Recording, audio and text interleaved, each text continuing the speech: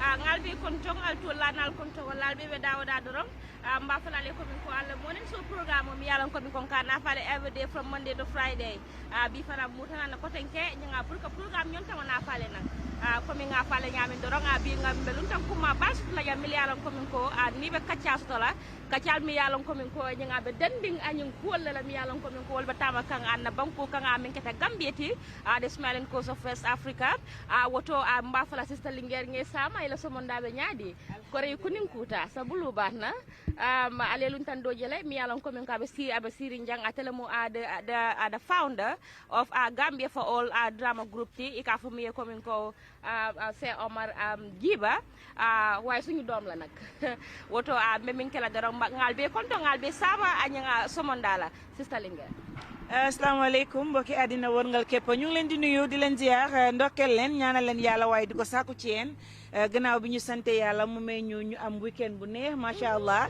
wëñeeku si waat fii nii ci Sahel Network nee naa leen lépp fii lay amee lu lent ci seen bopp rek mu ngeen bëggee xam nam demee da ngeen a cuun li nga xamante ne ni moom mooy Sahel Network seetaan ñu nekk fii ci Banjul diwaani Independence Drive di profito rek di nuyu Cheikh Omar sun gan gu tedd gi macha allah ñu ngi lay nuyu di la wax dalal ak jàmm fii ci Sahel Network kazalika di nuyu Black Queen doxantu ba si State House ba nuyu ki nga xamante ne mooy His Excellency président Adama Barrow ñaari soxna yi njaboot bi ak képp koo xamante ne mu ngi liggéey ci ginnaawam di doxantu ba ci hôpital bi tamit di seet ñu fa tere di ñaan yàlla foog seen i bopp delluwaat lañ ci seen sago kazalika noonu la ñuy doxantoo ba fi nga xamante ne nii moom mooy prison bi di ñaan yàlla génne ñi fa nekk waaye buñ def dara lii tax ñu delluwaat fa di ñaanal yàlla waaye jiitu yi yàlla ay fa suuf ci seen i kaw I hope everything is okay with you. So if the iPad is up to normal, be like. it will go off no? If I am still live, I will beat you today. Trust me. Check. You say what?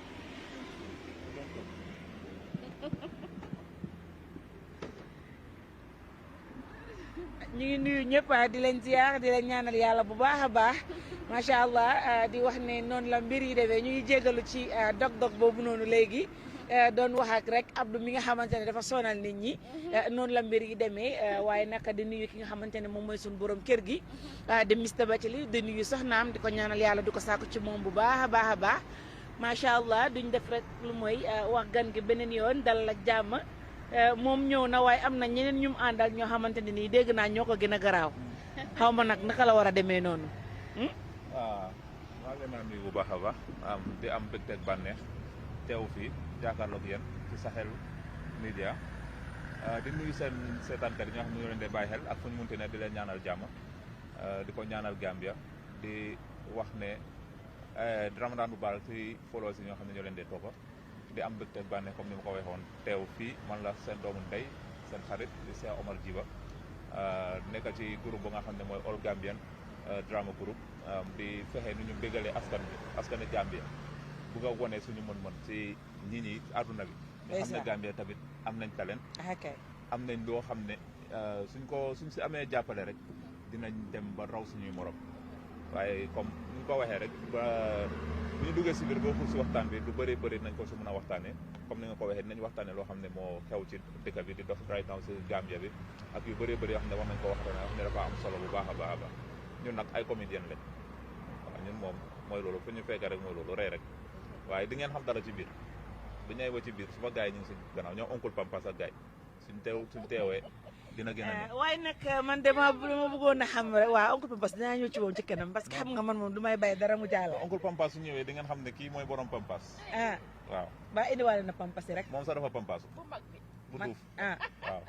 kon oncle Pampas tey mu wàcce fii ba zéro. toog leen rek seetaan leen toog leen teg. ngeen waaye xaar bu ko leeree ne duñ ko may dara rek mu doon jaamam ñu bëggoon a xam rek lan moo sabab. nga war a bàyyi lépp jël comédien def ko loo xamante ne nii it's just something that you love and you do and keep on doing it lan moo waral loolu. waaw jërëjëf question boobu naa ko sawar a answer because comédie dafa nekk loo xam ne dafa dee sama biir xol laa mun a wax. ndeysaan. dafa nekk loo xam ne dama juddu bugg ko am si jaar-jaar yu bëri am si tolof-tolof yu bëri am si time boo xam ne dama ko si ñàkkal lu bëri waaye loolu teewul ma bàyyi tey laa gën a jàpp gën a bëgg a continuer because dama am loo xam ne foofu laa teg suma bët te incha allah nañ fa fekk dañ bëgg a yóbbu Gambian comedy or Gambian drama to another level loolu mooy suñu éene mooy suñ bugga affaire yi soo gisee ma bugga ko dafa doon loo xam ne dama ko toppee bu ma nekkee ndaw di seetaan ay comédien di roy su ñoom mu nekk loo xam ne dafa ñëw nekk loo xam ne dafa bokk ci man daal te gis nañ Gambia bi dañ am lu bëri loo xam ne war nañ koo mën a liggéey ba move industrie bi muy drama bi wala movie ñu move ko si kanam waaye the only thing luñu laak mooy support loolu Gambien bi si boppam man mënuma understand lan moo tax sa moromi Gambien bugg a dem kanam yow nga xam ne leer na la mu nga koo jàppale téye sa bugga pour lan because dama dee bàyyi xel comme fii soo bëggee dem la nga bëgg support la fi nga ko soxlee duñ fa dee ñëw boo demee ba nga taxaw ñu gis ne ay dem la ñu xam ne kii téye nañ ko téye ko dafa dem ñu bëgg a ñëw involve seen bopp ne waaw ko dee ñu see am tur bu rafet new kii maa ko jàppale woon waaye bu nga doon jooy di soona kenn talu la kenn gisul waaye Gambie dama foog ne ñun suñu waree move dañ war a change something mooy suñ jikkoy lañ war a change dañ war a seet lu bon si ñun ñu génnee ko fa ñu yaatal xol yi ñu nekk benn jàppalante Gambie dëkk bu ndaw la pour ñu jàppalante ñu move forward bu ndaw la xol yi lañ war a raxas rek ñu yéeneente jàmm luñ bëgg rek nañ ko am jàmm mooy yëpp buñ ko amee jàppalante nga xam ne sa moromu doomu aadama lii la soxla xam nga ne yow wóor na la kii mu nga koo jàppale mu muuf waaye déedéet doo ko def yow léegi li ma bëggoon a xam doguma la mooy que ne léegi jàmm ji ngay wax nii ci yéen i neen ñi nga xamante ne yéen ay liggéey jàmm ji ci yéen la desee wala boog jàmm ji ci ñan la des ñi nga xamante ne nii ñoom ñoo leen war a support wala ñi nga xamante ne nii comme ñi leen war a sponsor wala comme ñun ñi nga xamante ne ñoo leen naa seetaan wala ñun ñoo leen naa invite ci suñu plateforme si wala naka la fa demee. waaw xam nga li sa collective team la ñu dem ñoo ci war a bokk parce que man ñu maa liggéeyal moom sant yàlla bu baax a baax yaatal nañ seen boppa parce que ñoom fu ñu dëkk dafa sori waaye saa yu ma leen koolee danoo bàyyi lépp li ñu nekkoon di def ñu ñëw waaye problème bi fu mu nekk mooy seetaankat yi moom amuñ dara lu leen di wax because ñun lu ñoo def nekkul ñun ñoo tax ñu ko def waaye ñu ñoo seetaan ñun ñoo tax ñuy def lu ñuy def ñoom dëgg ñu ñoo support nu mu waree waaye comme wàllu maa wax ne mooy wàllu sponsor because production kenn xamul dafa soxla fond dafa soxla xaalis I understand because ñun fuñ starté léegi lañ doog a start lu ma def mooy man suma boppa maa diggante caméra because yaakaar naa toppa nit ñi pour ñu diggante ma caméra ma mën a am suma own thing boo xam ne dama koo taxawal waaye yaakaar naa toppa ay nit waaye fulaluñ ma faalewuñ I understand waaye comme suñu nekkoon ne am nañ koo xam ne war nañoo mën a jàppale ak bagage suñu soxla ma gin si yàlla mi nga xam ne moo ñu sàkk dinañ gis leneen lu uteeg luñ daan gis si comédie au drama Gambia loolu dafa nekk loo xam ne daf ma wóor te xam naa ni am nañ xam-xam bi am nañ mën-mën bi te mën nañ koo def. You so proud of yourself. Yeah, Sister Linger, dëgg lum doon explain mu nekk loo xamante ne I believe it will be important for our amazing viewers out there ñi nga xamante ne ñoo nekk di seetaan programme bi right now for them to know exactly what he was talking about because mbe yàlla ne ko min ko ni ko artiso mu mollati mi yàlla ko min ko nsafo mu anyanga to bañinati abela ko min ko ne yiri sungo londi yiri sungo ye different branchol la suto so ñanga itol mu mollati mi yàlla ko min ko ka drama leke nsafo ko min ko comedy ñanga ko wala ke abe min fo kan non dorong wala ñenti ko min ko some of the challenges mi yalan ko min ko they are actually facing mu fenati mi yalan ko min ko ya artist kumandi it is like ñinga mari ka similar thing la fo because so fatale ko sax nga amoon na time bu ñu invite on musicians yi fii nii ñoom tamit nga di same problem la is what they were explaining na comme nga sponsorship is a problem and Gambia have talent but hanga pour Gambia no yela mol makoy so at least the world can see the hidden talent in them wala ka problem moti woto nyinga ba makoy ro danila nyinga ay saje ko min ko nyinga ito la talent min be block na because Gambia funding ke la muyti nyinga pour dunia be nya saje because if other countries can do it Gambia can do it because we have talent so wala ya sabu yela drama group otola iko all Gambian drama group it is like they are definitely proud of who they are and they have that confidence in themselves so This is the founder of the drama group. His name is Sir Omar Giba. So, Sister Linger, I believe there are so many things that are actually happening in this country. If you could remember, there was a day that we invited one comedian here by the name Pafres, Borom Yama TikTok, when he altered a statement about, comedians are responsible people. There are people, who can actually contribute a lot in nation building.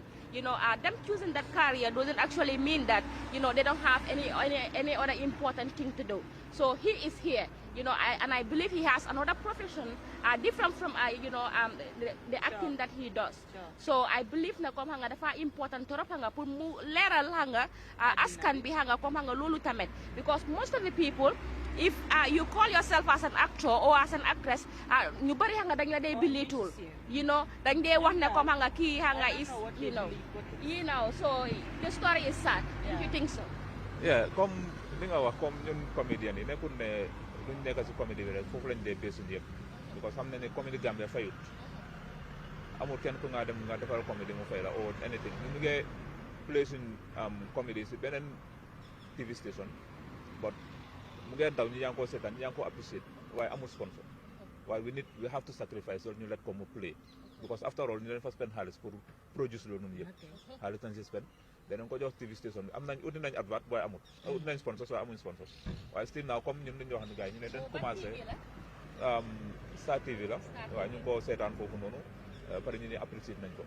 and the other thing mooy bu ñu defee loolu xam nañ ne ñu ngi doog a start te dafa am feneen fi ñu bëgg a gis suñu bopp, loolu da suma gars ñu ne ma waaye noonu ñu bàyyi gars yi ñu play ko rek pour ñu génn popularité bi pour nit ñi xam. ma ne gars yi no problème as far as feneen waaw ak luñ fa spend yëpp nañ ko bàyyi mu dem, because lu ci kanam xëy na mooy ëpp luñ starté. waaw comme man suma own wàllu lu may def man, parce que jaar naa si ay profession yu bëri, am naa xam-xam ci lu bëri, def naa carpentry force, def naa carpentry about 5 years, am na lu ma fa mun a dem, am na lu ma fa mun a def, dama fix air condition ak fridge, maa ngi business, maa ngi jënd ak a jaay, loolu yëpp maa ngi koo def. am understand after at the end xaalis boobu su ma ko amee dama ko doon ñëwaat investir si suma groupe bi, suñ groupe bi laa mun a wax pour ñu mun a def suñu production ak yeneen ak yeneen, because after Ramadan bi lu bëree loo xam ne lañ teg pour def. bu gën a ñu indi ak bu gën a ñëw ak ay series, comedy series, bu gën a ñëw ak movie, because yëpp dañ def. parce que soo gisee sama suma gars yi suñu jaar dafa sori, parce que ñoom ku nekk daf doon dem affaire am si boppam, moo ngi def lu moo def, ñoom ñi ngi am seen own groupe boo xam ne mu ngi tudd Pampas comme di la ko gaa tuddee. man individual laa woon waaye doon liggéey ak ay groupe yoo xam ne mooy loolu, waaye du daan dem through because of problème bi mooy sponsor si always. dañ dee dem ba si biir nga gis ne affaire dafa yaaxu, ñii commencé give up, ñii commencé def lii because of dañu am funding bi pour mun a fond luñ bugg a pour def luñ bugg a def. waaye yàlla dafa def ba mën a ñoom buñ dajee si benn production lañ dajewoon muy dina feeñ, mu nekkoon movie boo xam ne bu doon waroon a dem kanam la, bu waroon a yóbbu Gambian movie si beneen wàlla la woon, waaye xam nga rek Gambien ñun suñ jikko duñ ko def fooma, ñu ngi leen suñ biir mu am lu dox suñ diggante ba loolu tas doog ko diri. parce que production boobu nekkoon na ne production bu am doole la, demoon nañ bañ invite ñoom Sané yëpp ñu ngi woon si movie bi, ñoom Ina Jawara. movie bi daw na QTV some episodes moo daw, waaye after mu jot a continuer because of Gambien yi xam nga ñu léegi-léegi dama den am pride loo ëppa, léegi-léegi dine mun naa let anything go, loolu xam ne mën nañ koo sol si lu ndaw a ndaw dañ koo bëgg a jël ñu def ko big deal ba nga xam ne dafa yaaxal ñu bëri.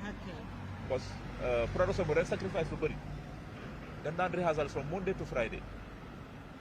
Can you imagine ñeneen dina jël seen joobeekaay noonu dem ñu jël pay code mais seen salaire ñu wàññi ko because of dañ bëgg a attend rehearsal, loolu yëpp ñu sacrifice ko because of dañ gëm lu ñu wax def dañ ko bëgg a waaye at the end lan lañ si jëlee dara. I understand then after loolu bu mu demee ba yaaxu ban ma toog ma ne why not ñu jéem a seet naka la ñoo créer something suñu boppa, ñu jéem a seet naka la ñoo def ak nu mun a ndaw ñu jéem a seet naka lañ koo starté si suuf ñu bil ko mu ñëw si kaw. si laa toog ma call ñoom ñaar oncle Pampas ak Buuba, ma call leen expliqué na ne affaire bi comme ma ne gars yi léegi why not ñu ñëw together ñu form suñu own groupe, den ñu seet naka la ñoo defee. yàlla jàppale ma nag ma am benn caméra, den ma amee caméra bi den still na maa ngi di doon ay bagages because benn caméra mënul laa liggéeyal loo bëgg a liggéey. den maa ngi soxloon ay tripods, ay lights ak yooyu noonu, mic ak yooyu noonu yëpp, and moo demee la teg ko dafa seer trop. waaye am na ku ma bëggoon a jàppale waaye unfortunately ba léegi moom amagut lu ma war a jox lu ma mën a kii.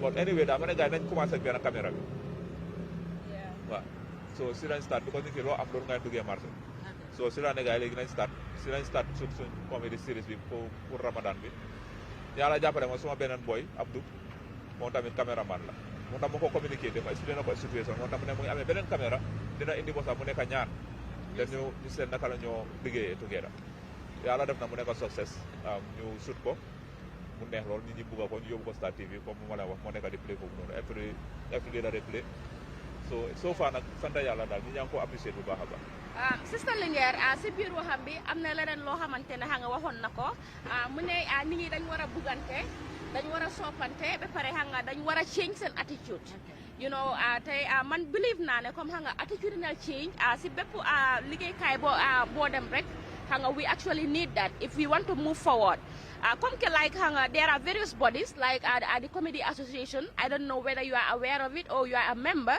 of that association su ko defee comme xam nga ñi ngi am Gamut the Gambia Union of Theatre tamit you know mu nekk union boo xamante ne comme xam nga groupe si xam nga dañ dee register under that union su ko defee at least xam nga they can oversee the affairs of you know the groups so I believe na comme xam nga if the actors and actresses or the filmmakers or you know generally xam nga if they come together support each other I believe hanga there are so many challenges that you know that people face you know in the industry hanga will actually go away but if the moment we try to actually isolate ourselves from each other rek di nga gis ne hanga problem bi comme hanga dafa bëri hanga dafa yokka because like to see other people to support us we have to unite first what do you think waaw wala boobu noonu am na solo because of dëgg la Gambian am nañ suñu union boo xam ne mooy comedy and comme union bu nga wax but dëgg frankly right now man join aguma register aguma because dafa am leneen loo xam ne moo nekk si gannaaw boobu moom ñu ngi wokkoon pour register ko def everything loo xam ne nécessaire na pour ñu am lu ñu war a am si wàllum movie production moo nekk moo la wax boobu oncle Pampas suñu dina si gën a waxtaan mooy Street Lion movie production bu ees la mu ngi ñëw comme ni ma ko after weeri koor bi rek nañ si dugga soo ñëwee si all Gambian drama group boobu yes ñi nga look forward pour dem register nécessaire ñu am luñ soxla yëpp loo xam ne war nañ koo am comme as a drama group loo xam ne paperwork yoo xam ne war nga koo am pour mën a join union bi dëgg la comme ni nga ko waxee mbooloo mooy doole bon da nga problème bi main problème bi nekkut comme ñun comédien o actrice la ñu ñëw together di main problème mooy ñi nga xam ne ñoo nekk si réew mi di fi doxal seen business di jëfandikoo Gambians ñun ñooy jël suñu xaalis di jënd seen product ñoo war a give back to the community ñoo nekkoon di def loolu how many GSM operators lañ fi am every day ñi ngay jënd crédit suba ngoon fu dee bëgg at least lu ndaw loo xam ne war nañ ko mën a def sax mooy at least sax buñ soxlee dara si ñoom ñu mun ñoo ñëw at least support ñu si loolu moom ñu mun a mu forward waaye suñ defutee loolu Gambia bi du dem because ñun Gambia bi comme niñ ko dee waxee always dañ ko dee wax mag yi wax nañ ko repeat ko kenn du jógee si biti ñëw jàppale ñu ñun suñu boppam ñoo moom suñu réew ñun suñu boppam ñoo war a jël ownership of suñu dëkka ñu ji make sure ñu taxawal suñu dëkka ñu bir ko moom aaga fu mu war a aaga so ñun yut si foog naa ñun ñoo am liggéey bu ëppal si loolu moom lépp comme ni ma ko waxee dafa dellusiwaat si raxas xol yi togetherness buggante soppante supportante loolu rek moo ñu mën a yóbbu fu ñu war a aaga waaye loolu suñ ko amulee suñu biir billaahi duñ dem fen mu ngi noonu comme ni ko Buuba waxee rek togetherness yaakaar naa moom moo mun a indi loo xamante ne ni Gambia du nekk artistes yi rek du nekk comédiens yi rek waaye yaakaar naa togetherness loolu moom moo mun a dundal réew moo mun a yóbbu réew ci kanam parce que tamit bu fekkente ne yéen a ngay liggéey amalantewu leen xol bu set wax dëgg yàlla seen liggéey bi du mun a dem ci kanam parce que toujours ñiiroo ngaayoo ngeen di dëkkee wala kenn ku ci nekk di am xel bu ñaaw ci moromam te yaakaar naa loolu yóbbuwut réew ci kanam voilà comme ñu ngi doon waxee sànq rek yaa ngi am sa xarit boo xam ne dafa caméra mu ngi amee caméra nga call ko explain ko sa situation mu ne la ok I will come xam nga those things help because tamit benn loxo mënul takka tubéy mënul takka sër bu dëgg yàlla dimbalante suñ koy def rek su yàggee réew mi dina dem ci kanam waaye nag foog naa ne fail to understanding loolu moo nekk di ñu disturb parce que Gambien ngeen am seen film defar ko ba pare yóbbu ko ci télé pour ñu playal leen ko ngeen ay ut sponsor mu war a jafe understand nga te su fekkoonte ne sénégalais bi moom moo ñëw bugg a sponsor wala bugg a fee def programme ñoom ñëpp dañuy daw pour ñëw dimbale ko. Sister Linguère doguma sa wax bi comme que wax nga affaire télé yi the story is always very sad because I know something about it. Da nga am sa content nga yóbbu ko to a particular TV station instead of them trying to see how best you can actually look for sponsors dañ laa wan ne comme like 40-60 la moo nekk fekk yow you have invest in your product you know li nga si dugal sax doo ko dee mun a am loolu daal dafa nekk loo xamante ne as a result dang dee gis ne so many people dañ dee give up because dañ dee feel ne comme they cannot actually make it, they cannot actually succeed in the career that they actually choose for themselves. So all these things are problems. Why so gisee mane say Omar jibane come I believe it's important to actually belong to a special like to bodies yi nga xamantene comme they are actually there for the welfare of the artists is important. Because businessmen yi nga xamantene comme they have it all to actually support Gambians, to support Gambian talent. They are not doing it. I believe ne comme so xolé in this country, you have so many actors and actresses, you have so many comedians. At least if they all come together, and then that will be a fight bi nga xamantene they can fight it, easily. But so gisee comme people are separated. Kii mu ngi fële, kii mu ngi fële. Understand nga? We don't even they're not even aware of each other. Dafa difficult. Hey boobu noonu dafa difficult. So I believe na comme it's important. ñoom la war a commencer. am na lu ma si mën a wax because léegi-léegi da nga gis ne comme for example man amee small comedian maa ngi doog a jël ma bëgg a approach di big comedian koo xam ne ñëpp xam nañ ko. Waaw. léegi-léegi daf day nekk loo xam ne ñoom tamit dañ day mën a yëg seen bopp si beneen boor. waaw man fu ma toll kii tollu fa. so su ma bëggoon a am ak moom benn collabo sax pour man tamit su mu toll ma àgga fu mu àgga daf maa jéem a ndiro comme ku ma xaw a kañu. because of lépp mooy lan xol yi moo yaatuwul. amoon na xam nga Gambia dama la dégg ñu ne Gambia is not Gambia developed kañ la Gambia di développement nekkul si samp ay taax bale mbedda bi mu set développement fa la war a starté mooy yow sa bopp sa mindset nga change ko noo doon dundee wala noo doon xalaatee 10 years behind nga jéem a change nga xool yow naka ngay move forward naka ngay change sa attitude bu bon bu nga amee wax suñu ñuy change rek Gambia dafa développé waaye ñu suñ fa taxawee Gambia du mun a move so den war a def bàyyi yoo xam ne comme waaw man maa nekk ci kanami kii so waruma nekk moom benn place wala kii maa ko jiitu si aar bi waruma taxaw moom benn place supportal sa broda ki nga xam ne moom si suuf nga ekkati ko si ground mu ñëw fekkale fi nga nekk Gambia dem kanam waaye ndax buñ dimbalante wuti tamit ëllëg ak si biir ndax dinañ am ndaanaan bu fi des loolu laa wax loolu mooy parce que bu fekkente ne yow yaa nekk ci kaw ki ci suuf nga war koo dimbale mu ñëw egg ci kaw fekkal la fa ala kulli haal yàgg dee dina ñëw yàgg mag dina ñëw léegi yow boo dimbale wut kooku noonu ba yow nga màgget wala dee dab la léegi kan moo la war a replace xam nga sax dañ wax ne comme nit ki soo amee xam-xam da nga koo jàngale bala nga fay jóge ndax xam-xam boobu noonu mooy njëriñ ñeneen mooy xam-xam bi rek waaye yow soo ko amee nga toogee ko noppee ko ba nga si dee kan la moo njëriñ loolu soxor la añaan la loolu soxor la añaan la xëy na mënoon naa dimbali ñu bëree waaye yaa ni nga toogee noppi ko ngir añaan ngir ban keneen njëriñoo si loolu soxor la daal laa ko mën a gisee dëgg yàlla so Gambien bi comme du ma leen wax rek nañ jàppalante ñu nekk benn woto mbal hakkilo bulande doron komin ko Sahel Network TV albola juube kan alla morning show programme o mi yalan komin kon kana fale every day from Monday to Friday woto mbe mu nekela doron we will just have a short commercial break ni murtanan doron then we actually try to continue the program properly. We just have a short commercial break. Sister Linguère mu nekkoon di wax loo xamante dafa am solo torop because we need to change our attitudes and then know that together we can make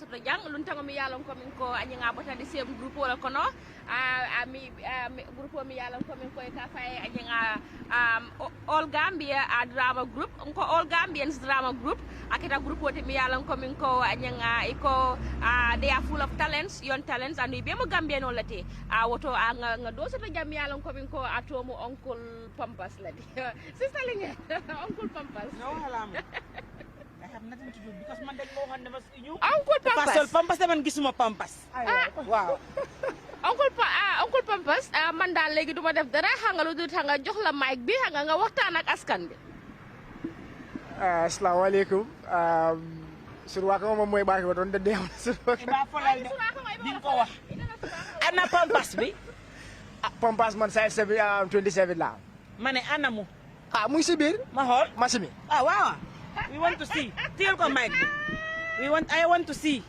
no balal ko I want to see you call yourself ñaan Pampas naa la balal ko gis nga size 27 bis ma ko génne moom dafa xom de dafa xom waaw dafa xom ok mbokk yi maa ngi leen a nuyu di leen gërëm di leen sant Sahel Media Entertainment it is a pleasure to be here with you guys bye ba génne specs bi xam nga man dama Linguère yow dama la lifin dama change title bi dama change title because Linguère ma bàyyi boobu man suma tur bi turi cosaan la man buur laa ok doomi buur laa ok seti buur laa ok looloo waral ma doon Linguère ba pare jabari buur laa waaw xam nga lu ma jaaxal boo nekkee buur da nga am bodyguard kon ne da nga am waaw maa ngi ñëw de Linguère maa ngi ñëw da nga am bodyguard aca da nga am medine waaw da nga am ñu lay waaye bon bu ma ñëwee fi ba léegi kenn ñëwut mu ne ma ne sax waaw man maay liggéeykat yi kii nii waaw xam nga lu ko waral may ma tontu la xam nga lu ko waral déedéet wàccee sama bopp bu doon loolu sax waaw déet boo nekkee buur wàccee sama bopp moom moo ko waral gis nga aj sa bopp amul njëriñ xaar yàlla aj la moo ko gën ndax ala kul yàlla kenn ku nekk ci ñun boo dee juróom-ñaari perkaar lañ lay laxasee léegi di dem nit ñi di la toppa di def naka sudul noonu amul sens it doesn't make sense Linguère man nangu ma ba léegi waaw bul nangu waaw man moom déedéet gis nga fii dafa tàng de waaye man it nanguwuma parce que Pampas bi danga ma diggoon ne danga koy indi te indi wuloo Linguère dégguloo ma dara Linguère dégguloo ma de mu ne dégguloo xam nga nu mu ooyee sa tur mu ne Linguère déedéet sànq xam nga nu mu ooyee jinjeer mu ne man jinjeer laa tudd su ma ko faalee yow yaa ko gëstuwuma ko sax Linguère man daal ba muy am xaram Uncle Pampas am na leneen loo xamante ne comme xam nga déggoon na about him ñu ne moom dafa nekk nit koo xamante ne xam nga daf dee woyal xam nga jabari daf dee woyal buur yi te xam nga Linguère ak Queen xam nga moo fi nekk ma ne ñun ñoo fi nekk soo xam nga dama bëgg nga woyal ñu tuuti rek ay waay ana suma paan bi Cheikh Umar ji ma andi ma paan garab nga isi paan waaw su ma nee naa woyal waaw non ay waay may leen ma dalasi ma woyal leen Linguère yow doo ma may dalasi waxuma yàlla di dalasi rek laa wax kii suma xol bi la bëgg a dal dalasi rek laa wax suma baag bi sama Queen ak Linguère ñu ngi fi man ma toog seen diggante sax dalasi sax mënuloo ma baag nekk fi di baag yaa ngi si office bi gisuloo waaye kon bàyyi ma ñibbi rek waaw waaye xam nga ñun li ñuy def bokkul façon na gis nga fi ñu la teg Independence Drive soo gëstoo ci sa gannaaw nga seen aj nga xool nii gis Londres nga gëstu nii gis School of Law si capital bi lañ nekk de ñun oto yaa ngi lay romba nit ñi di la xool loolu rek dafa neex gisuloo man maa ngi tiit sax because xam nga man façon oto yi oto moom mooy loolu man dama ragal ma bàyyi la déedéet ñun suñ dëkk ba fuñ jógee laay laa ñun duñ gisee oto nii oto déedéet ñun li fi ni sareet rek lañ boo jógee sax nga càng boo jógee nga càng ñun parce que ma xam ne fi mu nekk fu oto du daw moom rarement la benn nga yow dëkk yooyu man xam naa ne xamoo nu mu tudd man xam nga genn capital laa nekk bàyyi ma tëjee si capital bi rek because man su ma dëggam su ma waxee turam rek gaa ñoo arrest ma fii nii parce que jógee wu la ba waa dëkk ba ñoo arrêté parce que seen dëkk am na oto. man foofu laa si laa jógee si laa juddoo yaroo foofu noonu. waaye foofu noonu pour gis oto. xanaa président Barrow romb de. ñu ñëw taxaw si biti di ko wéef. xanaa déedéet kay. waaw. bu doon loolu ñun amuñ oto. mooy man dëkk. waaw yow Linguère yow. dama lay topp ba mu sis. Queen. du ma la may dara. yaa ma invité fii tëdd. boo buggee ma toog si sa soo mi la waa Linguère bu ma laajte fu ma dégg. Linguère lu mu la def. déet su ma dégg pour lan. Definitely. dëkk bi na amul luwaa nag. waa Linguère xoolal bii moom xam nga dina nga jàppale si lii gis nga nit nga da nga am confidence sooy wax nga si sa boppa surtout ma xam nga a place where you actually come from xam nga danga ko war a wax nga publicly. doo solaatal net bi am na yaay rus. waaw da nga rus su fekkee da nga rus nga wàccel ko. nga ne seen dëkk bi xam nga num tudda loolu lañ bugg a xam from where dëkk boo xamante ne amut moto duñ dee gis moto sadet rek nga ko fa yégee na ba pare mu ne Adama Barrow suy romba rek nga dee gis moto. Adama Barrow dafa dee ñëw. foofu fan la. soo ko xamul daal nga jóg keneen ñëw. man ok waaw léegi. parce que yëpp nga ñëw. man fu ma jógee ndeysaan ay waay nuyu na alkalo bi sax. waaw ak consommé la ndeysaan. man comme moo Daasilaame laa jógee waaye Daasilaame léegi. léegi Sidi la waaw. comme Daasilaame papam pasanga moo ko wax ñun daal waxuñ ko de. Daasilaame nga xam ne dañ ko tali cat ba cat. yow nag waa Daasilaame mi la jàppale xam nga balaa ndeysaan xel bi sori na. waaw ndeysaan rek balaa may jooy. waaw xam nga léegi moom Daasilaame waa Daasilaame tubaab lañ léegi am nañ oto. ray dese dafa dee romba foofu noonu léegi moom sareet paak nañ ko fële. waaw léegi moom alhamdulilah macha allah waaw. mu ne ko kii baaxul. naka waa Daasilaame. waa Daasilaame alhamdulilah ñu ngi fay. waaw ñu si jaamu ñu ngi góorgóorlu si weeru koor bi. am naa fa suma benn jëkkër de ku ñuy wax Ismaïla Cissé papa Ismaïla Cissé. waaw.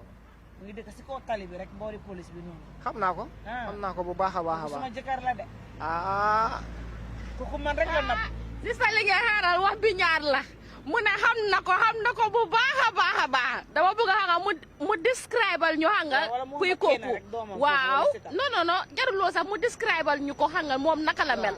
xam nga ñëw ma fi pour waxtaan ngir Ismaïla Cissé tudd because xam naa ne su ma ko waxee fii mun naa am xam nga yow nga ne nga ñaaral nga ndax yow yaa nekk seet bi si la jabaraan bul lijjanti loolu man naa waa jabar laa gis nga loolu moo tax ma bañ problème jabari kan Ismaïla Cissé xanaa allahu akbar déedéet moo waxut la loolu Linguère waxut la loolu am ma ne bàyyi ma noppi bu ma wax foofu noonu balaa may tas yaakaar waaye yaa ne xam nga danga ko xam dama tas yaakaar laa wax dama tas yaakaar bàyyi ma téye ko foofu noonu de xam nga Linguère yow mais bi yow nga teg na comme yow yaa nekk foos wañ fekk am na ko fa nekk de wax ma loolu de Linguère wax ma loolu xam naa ne am na benn maire bu ñaaw bu fa nekk di wujjee man waaye xam na ne man moom papa Ismaïla man la nopp man maa koy daaneel. Linguère kii. Linguère laa ko kii dama ko waati Linguère. waaye am na loo nekk di xool fële what are you seeing lan moo fa nekk because nga sa buti nga ñu ngi fële is it that nga li nga nekk di wax nga foofu message bi foofu la nekk di jógee wala sa jinne bi nga nekk di communiquer wala. ba nga li bluetooth connection la am nañ bluetooth connection am nañ wifi man suma bii fii la. waaw bluetooth bi dafa dee jaam léegi soo may use wifi bi rek waaw moo tax may xool fële pour xam nga because Linguère bëgguma koo xool su ma ko xoolee rek xel bi daa so man foog la soo ma xoolee si ngay xam li ngay wax nag parce que man li nga war a wax dama la koy cuuj muy génn ci yow. waaw Linguère ñu commencé wax bi léegi. ayca bismillah naka waa Daasilaame. alhamdulilah. mbaa ñëpp ñi si jàmm bu baax waaw ñu si jàmm alhamdulilah. waaw ñu bëggoon a xam lan moo waral tey rek sa ñëw fii nii ci Sahel Network. fii moom Uncle Pampas waaw compliment size 27. doo ko def léegi 28 foog la yaa ngi mànga. waaw su ma demee rek affaire gars yi factory bi adjust size. waaw nga léegi 27 laa dee sol. waaw léegi dañ la ko defal 28 su may dem rek ñu adjust size bi ñu def ko 28. ah mu ngi noonu tey moom alhamdulilah kontaan ñëw fii nii pour wane ne comme talent dara la loo xam ne youth si Gambien am nañ ko loolu mooy suma tànka fii nii pour waxtaan ak yéen di seet comme suñ obstacle yi suñ bridges yi suñ way forwards suñ ambition yi suñ motive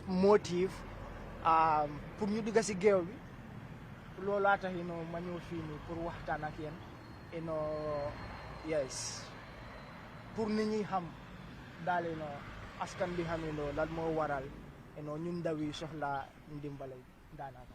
ok loolu rafet na kàddu yi rafet na macha allah ñu bëggoon a xam lan moo waral nga bàyyi tur yëpp tuddee sa boppa Uncle Pampas.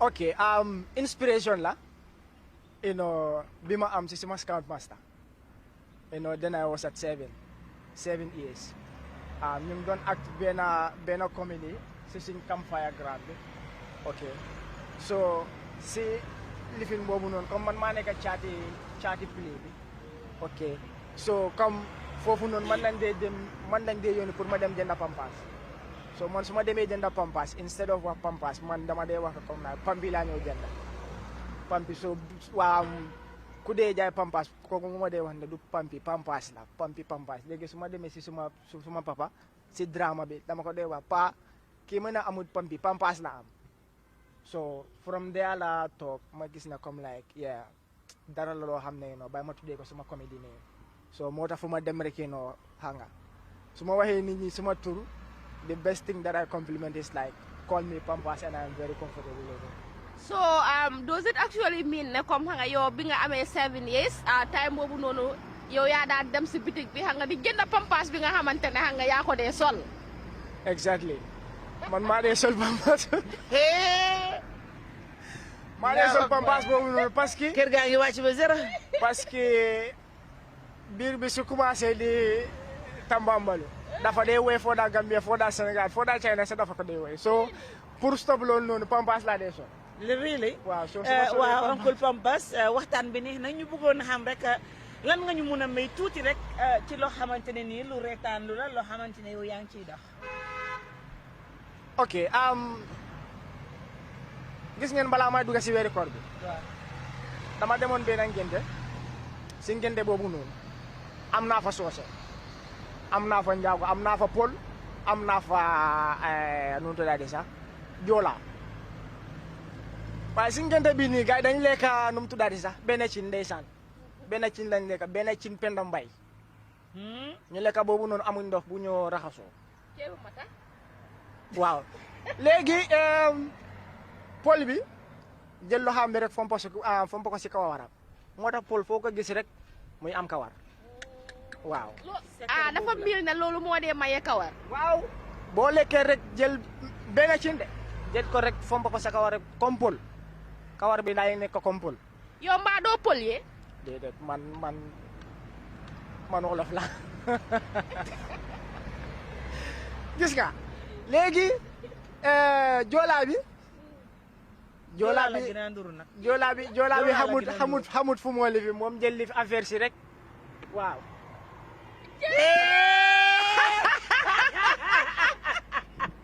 Jayli ma understand nga wax bi lingeer.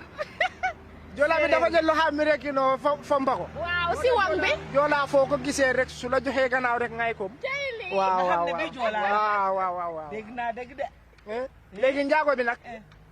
moom dafa xool xamul fu moo fomba jël doxaam bi rek fomba ko si denam moo tax njaago yi seen xol bi daa set waaw léegi soose bi nag ndeysaan soose yi gërëm naa leen nag soose bi jël affaire si yëpp teg ko si gémmiñam bi torooj affaire si yëpp nekk diwlin moo tax foo mun ta dem ngay toog ak soose rek da nga xam ne soose la because dañ dee bari wax ndax du waaw. moo ko wax dama nuuxuma ko lingeer waxu ko. waaw. so gis ngeen moo man du ma bëgg a nekk soose parce que su ma boo daa wax bi daa bari waaye nit ñi teg na soose laa du ma soose waaw man wolof laa wolof bi waaye noo sant What's your real name? man suma real name Ahmad la Ahmad Mbow Ahmad waaw Mbow Ngala. Mbow Ngala laa waaye ndeysaan déggu ma suma laaka bi mooy problème Lan mooy sa laaka? wolof Loo dégg? man soose laa dégga Kon ko nga bari wax. moo tax mu bëri wax Kon bi jeex na Ahmed ak yow sa tur bi sax a neex. Waaw tur bi moom neex na trop macha allah. Mbow yi tamit sama doom day ñu naan ko Ami Mbow. Taalibe Mawlana Cheikh Ibrahim Mbow radiyallahu taala anhu. Maa ngi koy nuyu bu baax a baax. Chéri Papis Ndiaye. Sister Linguère definitely xam naa ne waxtaan bi xam nga mu ngi neex torop waaye ñu am xibaar boo xamante ne comme is very important for our wonderful viewers ñi nga xamante ne ñoo dee toppa suñu programme bi every day to actually know what is actually happening. This is Sahel Network TV, the morning show program. Woto mbe kibaro na fiela le kibaro mi yalan komin ko abota concern gambe no la bulo kono mi yalan komin ko nyanga ila family member leng mi yalan e ka fay komin ko dudu jeyte mo fondin kelte mi yalan ko nyanga a filtale say nyang abita kam fo nyang curriculum e ko momodo ndi nyaage dorong nyanga isa nyang Sahel Network TV when you contact Sahel Network TV dorong ndol ba trelale nga kata ko dango beke kaje komin ko nyanga aba futala nyanga la family members sol ma nyamen atomo dudu jeyte la te nyanga he is fair in complexion but he is mentally unstable woto mbal be nyang Daniela Sister Linguère waaw asalaamaaleykum gars yi comme ni ko Black waxee rek waxtaan bi neex na trop wax dëgg yàlla waaye ñu am suñ mbokk boo xamante ne he is a brother to us dafa xaw a feebar tuuti nag xel bi dafa xaw a manqué ñu koy wax Dudu Jeyte dëkk foofu noonu ci diwaanu Farafeñe not so waaw mu ngi noonu nag dafa réer ay mbokkam lu toll ci weer fi mu nekk nii ñu ngi ñaan àddina ko xamante ne nii gis na ko rek du bandi du wayu du defkati naka sudul noonu xel bi moom manqué rek mu génn këram loo xamante ne wax dëgg yàlla musul am depuis bi ko feebar bi dalee ba tey ñu ngi ñaan képp koo xamante ne nii gis na ko rek nga try rek nga contact with us please parce que soxal nañu torop wax dëgg yàlla waaye tamit ba léegi ñu ngi jaalewaat Black Queen rakki jëkkëram mi nga xamante ne moom moo gaañu barki démb ñu ngi koy jaale di ko jaale famille bi yëpp di leen massa di wax ne kulli nafsin saa yi xatin mawti ba kenn bu ñam dund rek dina ñam dee ñu ngi koy jaale ñëpp di ñaan yàlla oyofal suuf ci mboolem waay jiitu di wax rek ne yenn yàlla mais ñu xoli muñ yàggal seeni sarax ci suñu loxo barke alxuraanul karima woto Sahel Network TV lan dorong alla moyen so programme o mi yalan kana fale every day from Monday to Friday and nina luntan kuma balle be jang entertainment is definitely mi yalan ko min ko nyanga kam wala mind free ndele because Sister Linguère nga foye when I was coming to work today I was not that happy you know but I thank him for putting that smile on my face today because at least you know aha yow xoolal dafa mel ni da nga mistake de kii du joola waaye xam nga li nga doon wax am na ko mbaa du xam nga nekku ne moom tamit loolu la defoon loolu moo ma jaaxal est-ce que du lim toog ci bosa tax loolu moo ma jaaxal parce que gis nga Linguère tam moo ko gisee fële parce que ma xam ne kii joolaa waaye moom mu ñëwee fi mu ne du joolaa Linguère yow man dama jaaxal yow foo ma gisee yow da nga ñëw fekk ma toog déedéet Linguère ay waay Uncle Pampas da ngay sos léegi Definitely, this is beautiful. Gambia have talent. Let's support our young people. All So what that they at least, need you know. is support. So- And definitely, I think Gambians, we should support each other. Nañ leen génn si ñu support ñi nga xamante ne ay ndaw lañ bëgg nañoo def smile on each and every one of us on our faces. So definitely yaakaar naa ne loolu nan lañ ko mën a defee mooy ñu am ndimbal olof dafay wax ne ndimbal na ci fekk loxoy borom te yaakaar naa ne ñoom ñu ngi def seen kéemtalaay kàttan bàyyi seen i ité mënoon nañoo wax kenn ko ci nekk ci ñoom ñu ngi am leneen loo xamante ne nii ci loolu la ñuy yëngu waaye bi leen Sahel ooyee dañ bàyyi lépp ñëw uyu si ñu loolu rek dafay wane ne ñoom kat ci liñ nekk gëm nañ ko bëgg nañ ko kon liñ yaakaar naa ne ñi nga xamante ne nii tamit ñoom seen loxo jot na seen ginnaaw li leen war mooy ñu dimbale leen xam ne ñoom tamit ay ndaw lañ te li ñuy def nii dañ cee am yaakaar ëllëg loolu moo tax ñu ciy góorgóorlu Sister kenn Linguère deful dara ngir Yeah, ngir so- free kenn ko ci nekk rek sooy def dara yaa ngi ciy séntu dara kon il faut yeah, tamit ñu jëm definitely leen a sister dimbale Lingera li nga wax nii dafa nekk wax boo xamante ne dafa important torop and foog naa ne xam nga dafa nekk message bi nga xamante ne like all the amazing viewers right now ñi nga xamante ne ñi ngi seetaan show bi I just want to pass this message because lii dafa nekk loo xamante ne all the artists in this beloved nation the Gambia xam nga they have been crying for it because xam nga dañ bugg a tekki dañ bugg a dem xam nga but the support is what is the problem they don't have the support the necessary support that they actually need even tomorrow if I invite one of them again you know the person will still narrate the same story so the story has to change when we look at the lack of employment in our nation I believe na comme so demee si entertainment industry bi you will find so many young people ñi nga xamante ne they have amazing talents so if they are supported then you will see that at least that will help the youth but where are our rich people you know our successful businessmen ñi nga xamante ne at least they can invest in the young people of our beloved nation the Gambia I believe the story has to change and the time is now so we will just have a short commercial break when we come back we continue we have another amazing gentleman from the same group who has something to give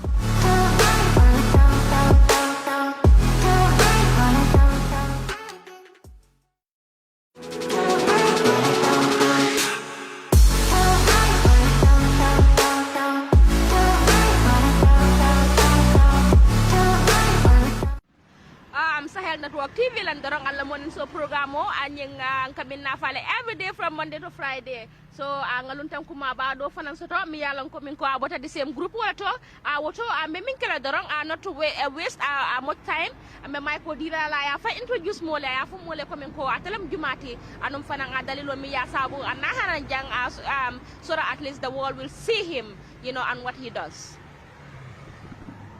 assalamu alaikum bali kontane no telen afam babuba mole lom buba dabola bi kontan batale men min sin men nata jam bitilo because kontano nying la kam to ko ni subu jiyo boy wulo ko ngam ala wo ka faratele aba xamone mu ko déggé aba ne ombe so kontano len si bi mbot mi ñam kontan batale no Bavla Gambia no in TV, allow follow up, allow subscribe, anything whatsoever you need to do with it, you know, Gambia you support each other, yeah, Sahel Network, you know, thank you very much. Definitely, kuba ya manika kangola fojang ako yo ligar li lalari ko len me dara ko mulo waxana Mura do jinjara mom. adali ginger definitely yekuma kam fo jam yalan ko min ko ayenta fana gisula bakele bayri yamani ka kangola fo akamunta ko mi yamani ka kango moy bakele iko gisula ta bakele akamunta ko ni wulo nyaadi Ni subu jiyo bon wulo. ni subu jiyo bon wulo kuma kan wulo nyin ka kontan nyami adabe sewo Subu jiyo. Lolu moy so Allah ko bado lolu moy so jele yapa kama so toge yapa dafa am soup waaw soup bobu no so ko toge si so waaw so ko sore si boba xaj Allahu akbar am na loolu moom xaj boobu noonu dafa war lu mu des moom mu rey boppam parce que dina nekkal ne bari ñeexi ndawal buñ jot ci bopp xaj boobu mooy rey nga xaj bi ndax day nekk di molesté ko rek léegi bàyyi ko def nii parce que li ma si bëgg a teg moom su ma ko tegee foog ma ne ñu seetaan dinañ ko bëgg a dégg moo ko wax di non ama moom boobu ko xool ko du muy molesté ko nag waaw am exemple la man sa dafa mel ni sa gémmiñ bi am li fi ni lekka de or moom ama sometimes moom mooy loolu nag waaye or moom sometimes wa nga laaw waaye non ma ne sometimes fa nga laaw waaye tey moom laawu ma de tey moom maa ngi woon mu ne or moom xam nga sometimes sa nga foog mu laaxu waaye tey moom baraki léegi lu tax boo ñëwee si office bi nga lett ko fi action la you know boobu noonu time boobu laa bëgg a def suuro time boobu laa bëgg a def suma suuro bi so loolu moo tax ma laaj ko waaye yow xanaa bi nga ñëw sangoo la. man sangu naa. léegi looy akatu nii nag. bu léegi action la. yaa ngi akatu rek. la mooy akatu. Ike bala nga ñaan. mbalo nga non kan nga wore action la. mu action si ba. non il cool de. man cool de. kato ima hani fe folo. ima fe fo de mu me cool de. Sister Linguère am na yow rek amu na comédie fii nga may fekk tey dëgg dañ dee am gan waaye tey tamit xam nga am nañ gan. fii la ñuy fekk. You know. waaw. It's like xam nga the enjoyment xam nga still now xam nga is in your system. Because xam nga jéemeñ bi xam nga nu mu ko nekk di defee and then you know. jaaxal na ma man. Yeah, for like mostly coming from Mole, you know, something comedy is something which you know that the call it has to be in you. It has to be in your system. To be an actor or actress, you cannot be a comedy. Comedy is something which you know that it's a gift for me. That's from the heart. Yeah, it's from the heart and it's a gift from Allah. Because a comedian can play many roles in movie. He can play so many things. Tom article is difficult to make someone laugh, but it's very easy to make someone sad. Sure. Yeah. So if you can make people laugh, definitely that is something. It's something big. It's a gift from Allah. Yeah, from Sure. Allah. So you can see, and a comedian is always versatile when it comes to acting. Yeah, versatile, yeah. Yeah, comedian is always versatile. Any role you give it to him or she can do it. But not only ordinary actors or actresses. When you tell them that if they are not comic, when they ask them to play any role which is comic, they will tell them, no, I can't do it. Definitely, but there are rules that, you know, when a comedian is actually acting those roles, it's obvious that you will know, okay, this person is a comedian. Didn't you think so? Yeah, if at all the person in when you give the role to him or she, so it depends on the kind of role. If at all the director asks him, okay, this is the role you are going to play. Okay, for example, you said, okay, this movie you will be a bandit, or this movie will be a wicked guy. As a comedian, you'll be wicked, no matter what. If at all you have to act as a bandit, you will be act as a bandit, no matter what. So there will be no comment on it. Yeah. But do you actually think that it is all comedians who actually are able to act serious roles? Like, you know, when you want a comedian to play the role of maybe Inspector General, you know, and to bring in that seriousness, you know, most of the time, you know, you will see the little comic in them. What do you think?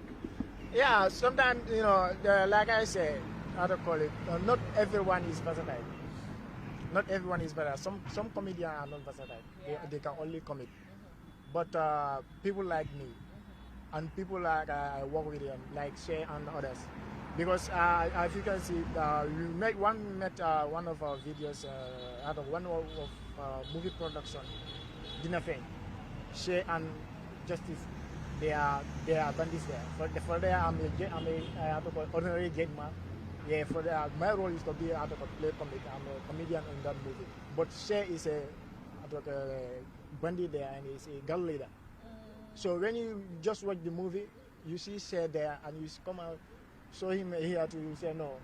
The guy I saw here and the guy I saw here, they are all the same, but they, you know, but that can show you that Shay is versatile. He can play this one, he can play. I never knew that Shay is a comedian, unless the day he invite me, he told me that, well, I have a comedy episode to play. Can you come together? Let us do it together. Like, yeah. So my guy, you can you are a comedian too. I mean, yes. So after playing it, after shooting the video, I say, wow, the man is good. Yeah. Meaning you're trying to say that you guys can do anything. Yeah. Okay, when it comes to acting. Yes, when it comes to acting, comedians and what can about when actually it do comes anything. to cooking? Cooking. I'm not talking about your Bama. I know your Bama, she can cook. Yeah. I mean you. Yeah, I can try. I don't say try that. Sister I Linguère, asked if you can cook. I can cook. Ask me if I don't, I have to cook. should I get there? It's very simple. That one is just. That one is very simple. Ask me another one. You know, eating is difficult. You just tell us what you can cook. Benechina must Nada. Nada. Nada ye la nada tamo ba nga stade nada. Iba stade da fengol. Amanku bi. Amanku. No ngongu le kana wari ko ba. Ngoma so na juno ni manku muka samba no inspiration no nyinga maybe atata kana wala nyama fa nga nya doro nga nada ni la fika pour ayata bis nada tabo ya stade nyame ne mano siminda fay. Mano. E mano siminda fay. Sai ibele men soto la. Ibele na soto la le.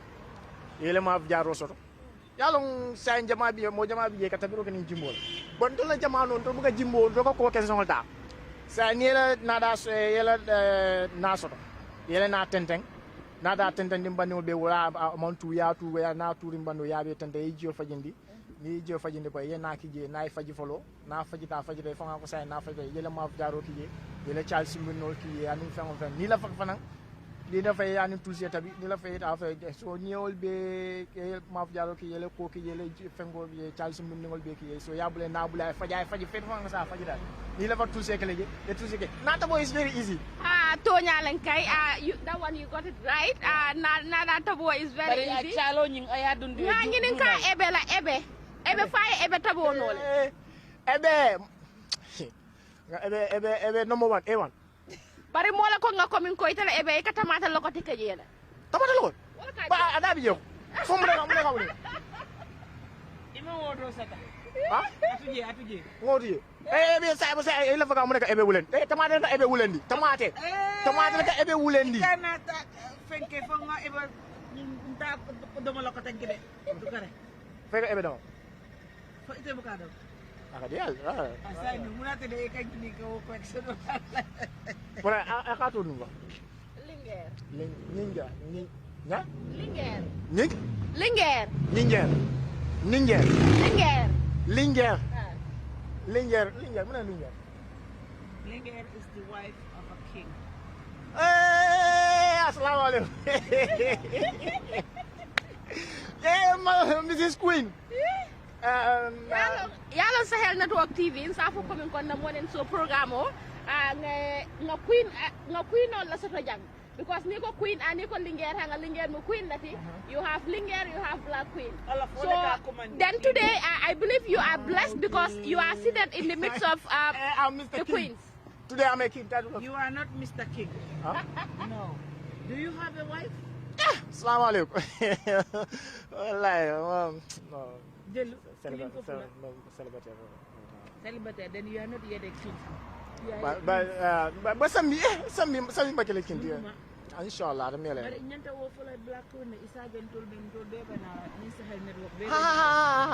Inshallah okay. Mbalbe you invite. Mbalbe invite la na je. Wolungo wo ka fu mena ko manje pura bende o man sa mo wo kala man sa di bom bengol ti. Woto sister lenge bandika kango aka fenkele. Aka ta dumale ay na sa ko tek. aka podile aka podile ya ni ko pura bengol. Bengo me anko fenkol modu kuni ningol bije pura bije kachol bije o bengo just di amol kasia ba bengo me anko da do sa lekana bengo moy sey no moy xew moy xew bengo moy xew da do sa lekana man sa di bongo lekana ino barof hani barof am benala wala non ko kumba bengo lebiye woto o bengo o fota momo ko gameya mashallah bar itele jumale futula ye how many girlfriend le soto ma koy jam ninya hey linger linger ya kas killing pet la bamul ate sonna to fo la jang ate sonna ka fo ato is the one and only you know ate sonna to fo la jang woto amang killing soto wala sabun ka ate sonna fo la bayri ngo dongo be sirin ne ñinga ba la moy kang non da moy kana mira it's like mira te kuma ko ngo fo no la imatunga mira ka to te lungolum suwaga ya ato ko nimbu ka mira be na do ko kala nyaadi le waaw loolu la am xolof ñay mu ne ka malo xolof ñay mu ne laka bi la laka bi la am nga so nday laka bi fo nga boole ay jumbo ak kan ay so lo mo tam mané kana mi pour Mustafa Sahel Network TV lan dorong alla mo len so programme o mi yalan kana fale every day from Monday to Friday coming a mbele aja nyola anga luntam kuma bal min so do nga funding kellen a mil yalan ko min koy fanan a nga dabe banku do ko wolto in their own ways a woto a nga Gambia la kacha nganta kala kacalti mi yalan ko min koy fanan da nganta pour ko bula jele a woto a nga anta mata ngin kala min na dorong wala nginti ko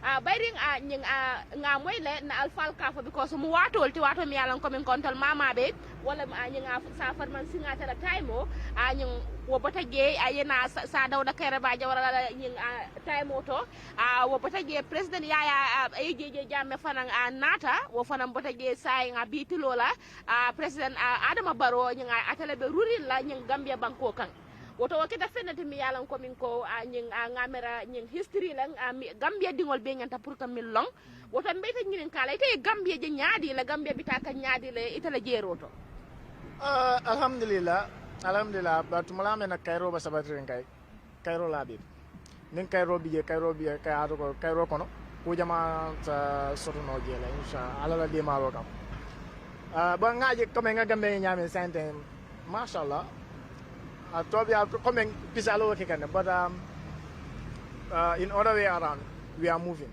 though it's slow so what the hell is slow because to call it when you compare Gambia to another countries to call it meltamata dal ni tamata narna yeah other developed country ni na ni Gambia ka fole wa no Gambia we don't even move in an inch there so that's what always they describe Gambia. But some people are saying Gambia is very small and it's very easy to develop. So why Gambia is not developing? Though to me, to my own concept, Gambia,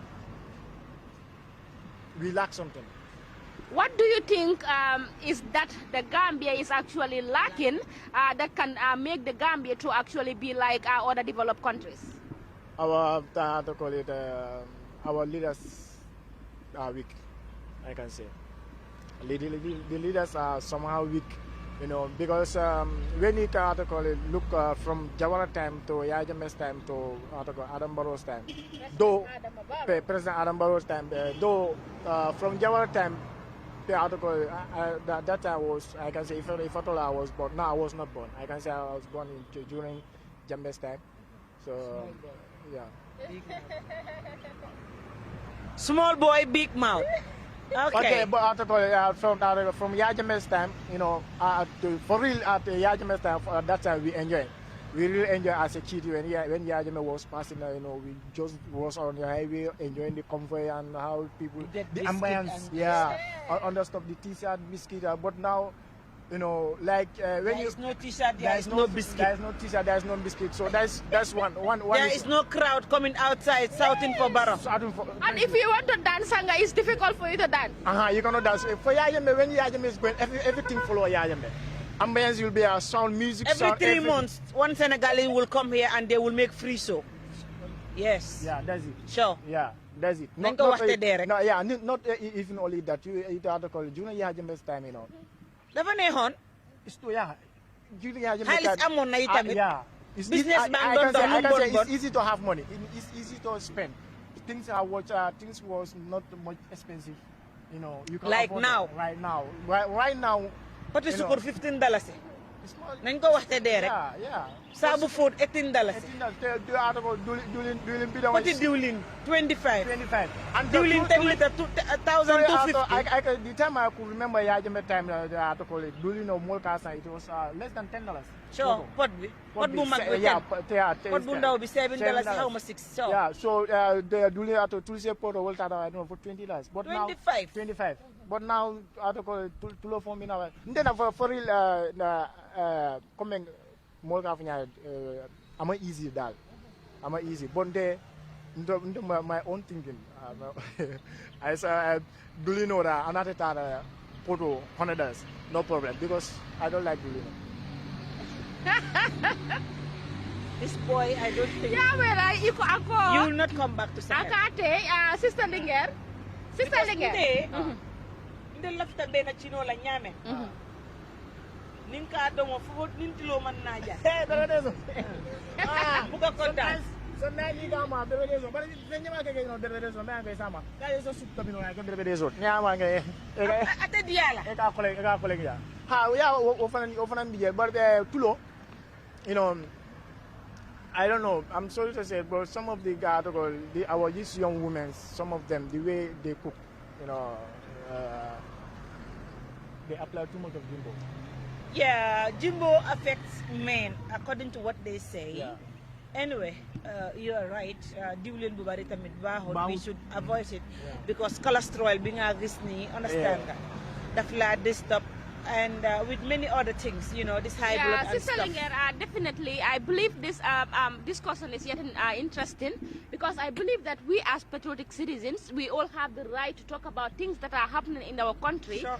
that we feel that maybe they are not right and something has to be done. So that's the reason why, because him being a comedian doesn't actually mean that he don't have any say, towards the development of our he's nation. a comedian but You know, he buy he's a everything that Gambian, people you buy know, so that is it. Ba pare ko nga mu wax fi wax boo xamante ne ko nga dafa am solo nga bu ma ko laajee ma ne ko na since sa Farman Singate's time nga ñëw si Sir Dawda Kairaba Jawara nga ñëw nga si Yaya Jammeh's time and now President Adama Barrow, you know, because when we talk about Sir Dawda Kairaba Jawara and Sir Farman Singate, maybe those days we cannot say much about it, maybe, but through history, what we heard from our parents, you know, through having a discussion with them, you know, they have explained a lot to some of us, you know, who cares to know about history. Why, what he said is simple as this. He feels that, you know, Gambia is not actually moving, you know, as the way it's supposed to be done compared to other, you know, developed countries. Sure. That there are so many things that actually need to be changed, you know. So, and he believed that our leaders are weak. So that is the bottom line, is what he said. He said he believed that our leaders are weak. That is the reason why Gambia as a country is actually facing so many challenges. You know, and diamo kono fana nga yefendo foje ako anyil fengol da sertale ako atanda mandama ako tulo poto di wata rafa dara sikema fang ako manke kasiti wa mata tora bayri nga duli no mo fennade mi yalan ko min ko it actually causing more harm than good to the society. Aning anyinga musol ka tabi nyaming aning jimbol fanang woto ni wo bagasol da serta wa nyama wo mo fennade mi yalan ko min ko mata batandi ba ka bari ay dol batandi le fay ko nyaadi. I know, but actually because ning always in ning masir mol kono ning koy ko nde tulo dal ning ko nde personally I personally nde na ning tara ala ke from fudu ni na muso for real tulo na batabila na singiro once in a week. It's going to be once in a week, and often article is not going to be coming like Nico Tulo, because some people what they don't understand source article like no, you know, article Benekin is a duly. You apply duly there, Benekin. Okay, you have article this source. I have the Kalu. Yeah, Kalu is a duly, right?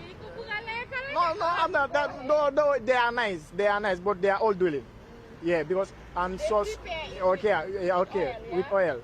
Yeah. So all those things. So when you come in a week, during a week, you say Monday, you prepare you cook Benekin.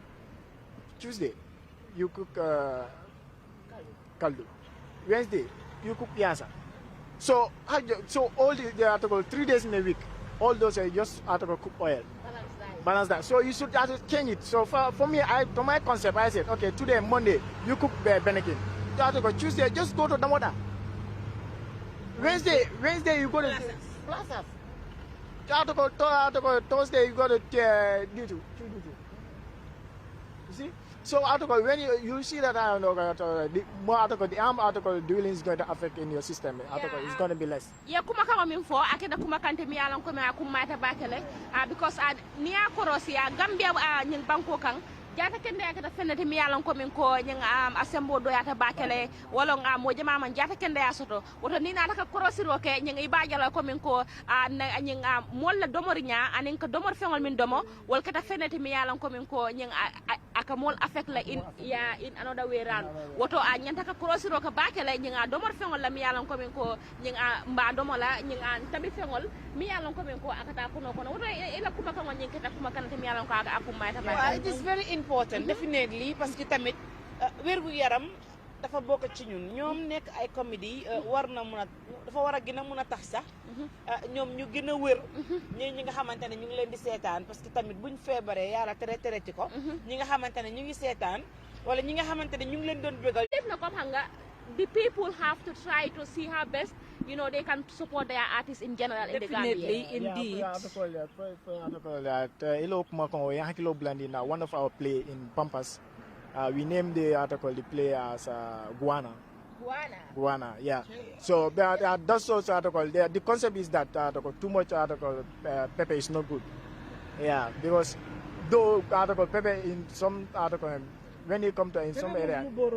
Yeah, no, not pepper always. Is boro. Not always.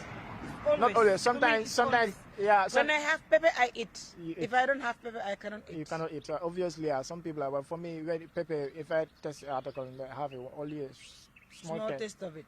I will not eat that food. Yeah, because Góor nag day lekk kaane. Góor day lekk kaane waaye man kaane daf ma de jox jafe-jafe. Ake balo. Akang activate le. Activate le, no. Okay, but independent left okay, so when you come to that article, most of the Gambian women, they believe in these jimbos also, Too much of jimbos is something which is not right. And for me, from my understanding, what I can see, some of the articles, these ladies now, what they did is, you have, they call it jimbo, you have safsafal, you have tak, you have aja, you have jonge. But what I said is, if anyone name a jimbo fatu here, where you come from, you take it back. Because why fatu? Why jimbo fatu? Jimbo name fatu jam, Gambia jam. Why? Why? Out of all the names, why do you choose Fatu? If they want they name to call Kumba, Mariama, Sire, no problem. Fatu is dying. Not like Fatu is dying there. Somebody named Fatu. Fatu told. Cross Fatu told Laila. Jumalem Fatu ti? Ngo Fatu told. Ngo Jumalem Fatu told ti? Nda burundo mal. Fatu told. Burundo masiva. Burundo malon. No. Abesene aga nibe wulla ja. But what I'm trying to say is too much of jimbo, because what I understand is you put article one food, you put jimbo there, you put safsafal there, you put tak, you put aja. Because they cannot, anyone you see cooking like that person cannot cook. So because obviously, if you are cooking and you think those jimbo will make your food good, more delicious and all that. Yeah, definitely. Someone I like Black Queen, you will not cut me. I will continue. Okay. All what she do is put jimbo on their food. Everybody in their house call me and give me complaint. Oh they cannot my God. eat. She put too much of jimbo yesterday in the food. Ask Auntie Omi, she will tell you. That is just too much, Okay. Yeah, definitely. Okay, so you want to say, Black Queen no tabiro? Huh? Etla no tabiro? Fontele ya no tabiro? Ha. Sunde o. Wa kone sabu du fon bopam. Ere omne tabilo. Ere omne tabilo. Ere na fango mena tabi? Ere wa. Ere fengo tabi. Ega vunyari. Sos Mariam. Sos Mariam. Sos Mariam. Ere. Ngogo tabiro no. Ede wa fry o tabila. Fengo fry o. Fry fish. Fry o. Sister Linguère maa gis nga lu ma gis. Kii daal xam nga bu mu fi toogoon am na lu mu waxoon mu ne he is a king, but it's like he is commanding like a king. Kii daf fi commande fi sax dara loo xamante ne nii daal man freak dama. Commande loo fi dara lu One nice way la de mooy. One nice way la de. xoolal sister Linguère am na ku ma waxoon ne ñu ne xam nga small case xam nga nu mu ko dee defee xam nga loolu laa bëgg xam nga mu won nit ñi léegi it's like xam nga you doing that to show sister Linguère ne comme xam nga danga ko nopp so I want you to do that here you know at least you know to ask her out you know me yes any language yes say it Mandinka yes any language yes okay madamo ngasa mbasta le madamo abanyari am beneen dara portal ndefa na any language de jàmm rek todima Linguère ite to fo yo nya fa kabi wo dun dan sono mo kono wo je kula se nyata set mi nya ma en tul ani mo en tul li ban dan fi la ko ani ma fe ngo modo ma fe te ni mo don tul li ba ni nya amere konte ni nya ide kabin tege janta mom fam mo tando mona tina mu yo sab kontano mun kontaan si fa mu yo kontaan di katok ibe sundin ha ma to nya imam mi man dem rok men kontani de ele ñi ñalon kontani kabi ngeje njuso lat di wala njaay mu nak ka fu ñade suwa ko kabi ngeje suma xol def sedok oui comme glace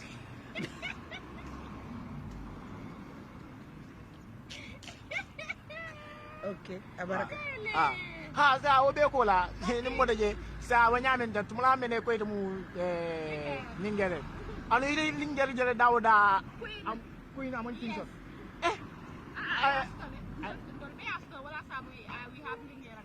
okay but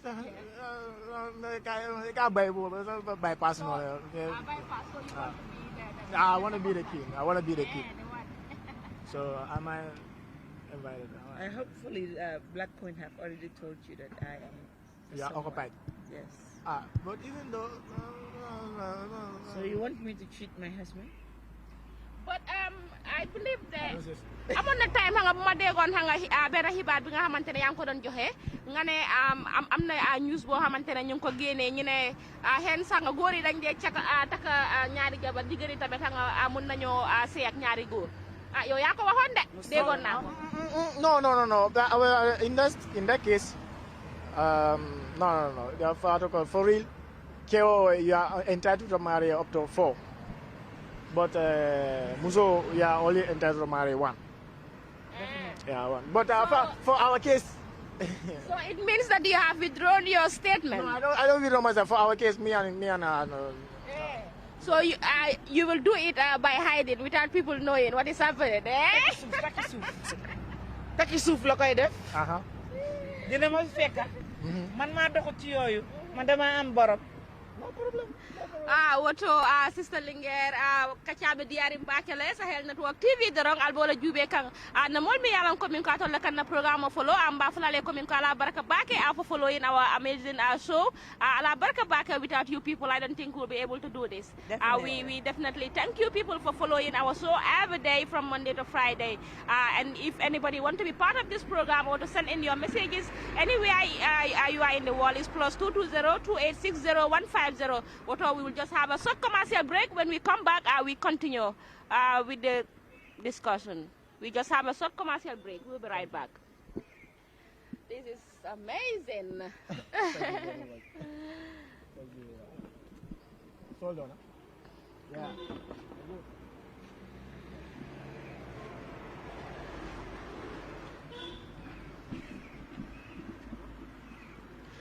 Sister Linguère, definitely.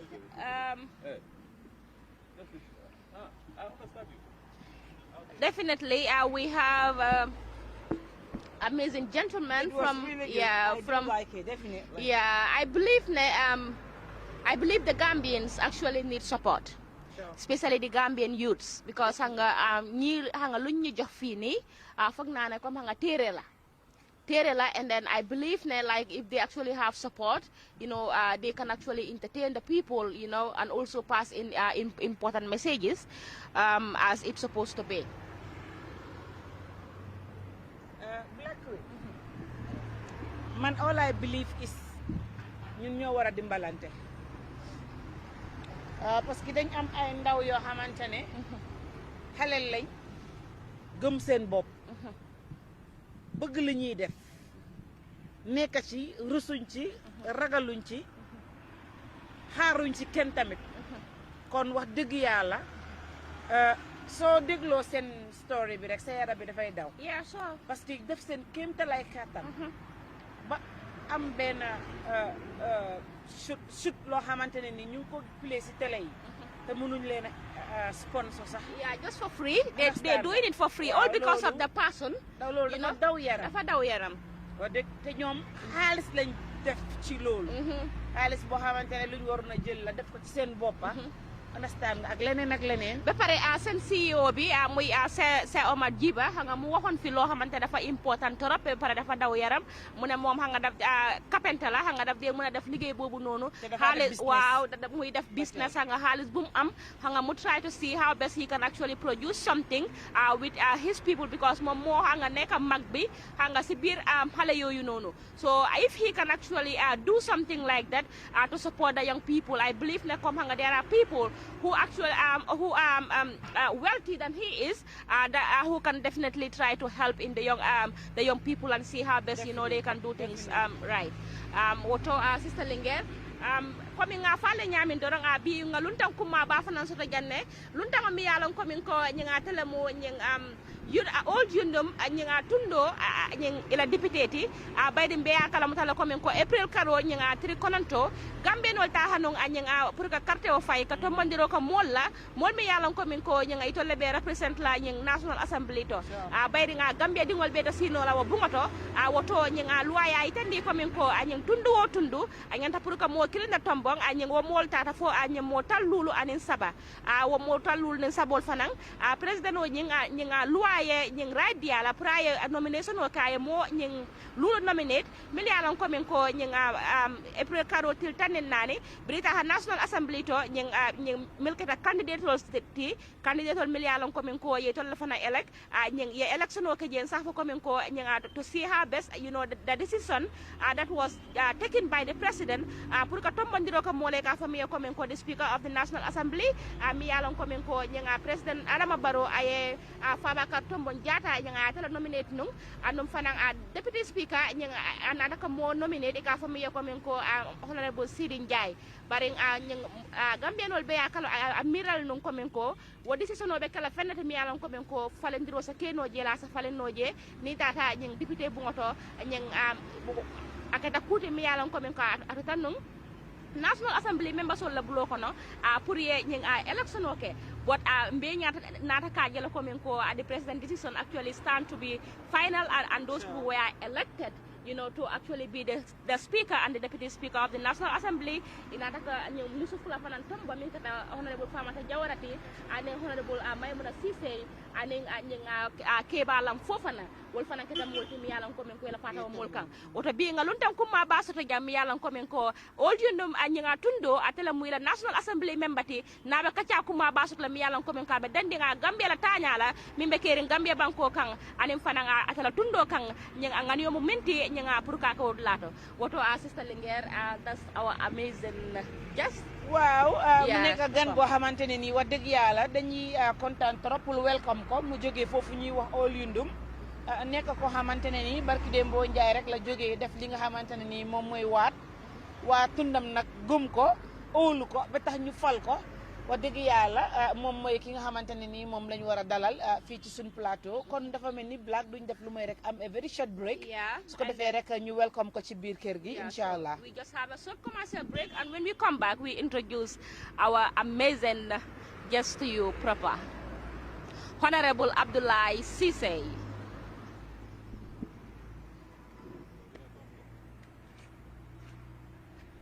Honorable Abdoulaye Cisse.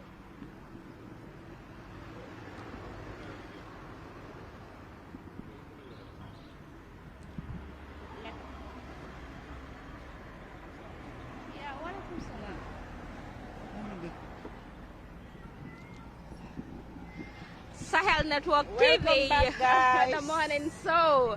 Coming nga fale nyamin dorong and lunte ba felenting mi yalan coming ko ka faye Honorable Abdoulaye Cissé atamo député mi yalan coming ko anyanga old gender mall ya tala tombong anyanga prayer lead at the National Assembly for the next 5 years.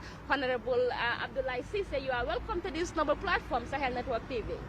Asalaamaaleykum gars yi comme ni ñu leen ko waxee sànq rek ñu am gan gu màgg macha allah di Mr Cissé honorable ñu ngi koy nuyu di ko ziar di ko ndokkeel tatagal ko fii ci Sahel Network di ko wax rek ne ko welcome to Sahel Network platform. asalaamaaleykum. waaleykum salaam jërëjëf maa ngi nuyu ñi seetaan Sahel Network TV. di nuyu Gambia di nuyu waa Olinum constituency di leen nuyu yéen tamit si programme bu rafet bi ngeen nekk di def tey. di nuyu waa adduna bi yëpp nag képp ku nga xam ne yaa ngi ñoo seetaan si bitim réew ak Gambia ñu ngi laa dalal si programme bi honorable Cissé la Abdoulaye National Assembly member bu jógee ko Olinum constituency jërë ngeen jëf. macha allah dalal ak jàmm honorable ñu ngi tamit am nañ mbégte kontaante bu baax ñu ngi lay wax yow tamit dalal ak jàmm mbokki seetaankat yi yéen a ko dégg ki nga xamante ne moom mooy honorable Mr Cissé mu ngi wax rek ne mu ngi leen ay nuyu yéen ñëpp macha allah di am mbégte kontaante ci moom bu baax a baax macha allah. Sister Linguère, definitely, I believe the time we have been waiting for has finally arrived. Definitely. You know, he is right here with us, and we will just begin the amazing interview with him, because I believe that he's a great son of the Gambia, who is actually trying to make history, you know, in the Gambia as far as development is concerned. Honorable Cissé, can you please tell the people what inspired you, you know, to actually stand to be elected as the National Assembly member for Old Yundum constituency? Thank you so much, viewers. Thank you, Sahel TV Network TV. First of all, let me introduce myself again. I am Honorable Cissé Abdoulaye, as I said, the member for Olinum constituency. I am inspired to contest to contest in the National Assembly election simply because I thought Gambia, our country, deserve people who wanted to support the people more. And I've been in that for the past 10 years when I was working for Child Fund in that constituency. I mean, people saw me doing good things for the people, and then that is exactly why they said I think Abdoulaye is going to be somebody who will represent people or our constituency more. So I was approached to contest in the 2017 parliamentary elections under the UDP ticket. I won, and then I served for 5 years. And again, I mean, NPP approached me to contest on the NPP again, and I contested and won again. So all these things were happening behind the scene. What happened is, when I was working for Child Fund, I was working with people, that is, the deprived, excluded, vulnerable children within that constituency. So I was a bit more helpful to, you know, those kind of people within the constituency. So that really manifested. The people said, Honorable is somebody who has a clean heart, who, you know, who has sympathy for people. I think it's important for us to approach him to contest. So the inspiration began from there, that I contested on the UDP and then I won. So serving my people to give them more development that they deserve within the constituency. So the last 5 years was something amazing for us. I mean, people have seen what we have done. I know so many other people would say he has not done anything, but that is politics. Anybody who is following Honorable, you know what I have done. So that is the reason why I'm inspired again to contest, so that I can be able to do more for the people in that constituency. Sister Linguère, jëlal loolu. waaw mu nekk loo xamante ne wax dëgg yàlla buñ la falee war nañ laa fal parce que koo xamante ne mën naa wax ne dundam yëpp mu ngi ko jël def ko ci li nga xamante ne nii moom mooy liggéey nit kooku noonu boo ko jëlee fal ko ngir mu liggéeyal la wala mu dem taxawal la National Assembly fal nga ki nga war a fal man toujours dama dee complain fii nii any show even su fekkee nekkut yéen ñi nga xamante ne jóge si parlement bi dama dee complain ni even ministers with many other departments nit ki boo koy fal ko ci lim man fal ko ci lim xam waaye tey boo bëggee jël Black Queen bi nga xamante ne nii wax la xam nga ne di nga ko yóbbu National Assembly dina am difficulties pour mu taxawal fa waa Tundaam dina nekk jafe-jafe nit ki nag boo demee ba nga ne yaa ngi koy jël pour mu liggéey ci dara falal koo xamante ne ko for example like you said yaaga nga di liggéey si association yoo xamante ne nii it's about government or child fund raising so those things mun nga xam exactly what you will do soo ñëwee National Assembly understand nga waaye su fekkente ne you just want to take Black Queen all what she know is cooking talking nga bëgg ko yóbbu National Assembly you will give us problem yes sir no sir la fa nekkee and this is not what we want. Yeah, Sister Lingera, it's always good to take example to using someone who is seated close to you. Indeed. I believe that's the reason why you use Black Queen as This is an what they example. did Why, me. if I was the chosen one, I promise you, you will see something different. I know Yeah. that. But Okay. hence yow laa yëpp yow laa mun a I jël. know. noonu. So, Noonu la sa mbiri hen network demee. TV dorong nga ka chanyim commencé ñamin dorong nga ñinin ka min na wala ñinte ko min ko ñanga mun dalil la ya sabu ñing ata lota pour ala tu ñing ala tundo mole carte o fayaye ñing pracer represent National Assembly to for the next 5 years ako ñinga kita fenti mi yalan ko min ko bayre nga kita motile mi yalan ko min ko benu National Assembly la ñing last time o ñinga beje ñing fo sanji lulu ñing o wato abenu UDP to yalla je bayre ñing wata benu UDP party la to inata ka carte fayaye abenu National Assembly for 5 years bari ñin silo dung ñing NPP la tiketo ñing alota je walla ñing pour ye carte fayaye andung ala mol na daka molti mol mi yalan ko min ko ñing ijikita la bakele inata ñing aso ila carte walla bayri gi latala ko min ko asira tundo samba no ñaato bayri ngata keta molti mi yalan ko min kay do ko min kala tundo kan ala mol ñaa jela they are not sleeping. That's the reason why his people try to re-elect him to represent them in the parliament for the next 5 years ko keta fende mi yala kumata bakere woto mbafale ko min ko honorable Abdoulaye Cisse, congratulations to you once again. Definitely when talking about the development of any nation, I believe our leadership is something that should actually be considered, because we were having a meeting, I can say a discussion with a group of people, who just left now. One of them said that, okay, in the Gambia, we are actually lacking far behind simply because of our leadership. Like he said, our leaders are not actually doing, the right thing at the right time, So that's the reason why we are facing so many challenges. What can you say about that? Well, actually, I think I have a different opinion from what other people say. That is, when you have a country, you have a president, and you have ministers, you have National Assembly members. No human being is perfect. What is important for Gambians to understand is when you elect your leader, it is you who is supposed to support that individual to move. I mean, you don't have to leave that individual to say, because we elect you, you are the one who is supposed to drive what is supposed to happen here. We need to support him. And supporting him includes giving him good advices, giving him good thoughts, so that what we wanted for our country, we can achieve that.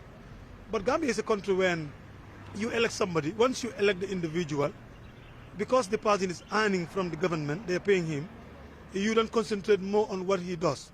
You only concentrate on the wrong path that he is taking. And this is when you start criticizing what he is doing and what he is not doing. You see, we have to stop that. Our president today is somebody who is very linear. He is very open and very clean-hearted. But because of that, Gambians wanted to take him for granted. What we need to do as a country is to support him. If we think he is not capable to run the country, that is the decision of the Gambian people at the poll. But you see, in 2021, Gambians voted, and they voted for him again. That means he has potential to move the country. What he lacks is the support of the people behind. So I think that is where we need to focus our energy more to ensure that the government, the president, has a very strong cabinet, very vibrant National Assembly, very strong institutions, and then, very strong individuals behind the advisors to help him shape a way forward. That is what we need. You're right, Mr. Cisse, but I think I have something to say in that. So fekkente ne His Excellency, for example, you just take an example towards him. Nekk na njiit boo xamante ne mu ngi góorgóorlu yàlla dogal mu defaat élection ñu falaat ko mu am ay cabinet ministers yoo xamante ne ni ñoom ñoo nekk ci booram waaye balaa ko population bi di dimbale ministers tamit ñoom ñoo nekk di first people yi nga xamante ne ñoom ñoo ko war a dimbale. But on my own behalf, I'm not talking about the Gambians. I said Linguère man maa wax ne they are not helping him. Yeah, I just want to add on to that so that at least he can answer the question, They are not. once. Yeah, so Honestly. definitely. Defuñ fi dara. am na lum wax sax si biir waxam bu ma ko laajee xam nga ma ne ko ne I believe ne comme most of the people xam nga dañ wax ne comme xam nga where the problem lies is our leadership. So hanga, he's the one who used the president as an example. Like because he's the leader. When you talk about leaders, you must talk about him. Someone that everybody knows. Yeah, so that is the reason why. But I believe that am na leneen loo xamante ne wax na ko mu ne leaders are elected by people to represent them properly. So most of the people, what they normally do is that when they elect leaders, they will not actually try to know some of the things that they are doing to correct their mistakes. All they do is just to sit back and criticize. But there are leaders too who don't like to for people to talk to them, to show them their mistakes because they feel that they are above everybody. Don't you think so? And the people nit ñi ñoo leen fa teg leen fa. waaw ok ba ma ñëw si loolu tuuti rek comme li nga wax rek pour ma jàmbat foofu noonu tuuti mooy maybe comme ku nekk ni nga gisee mbir la.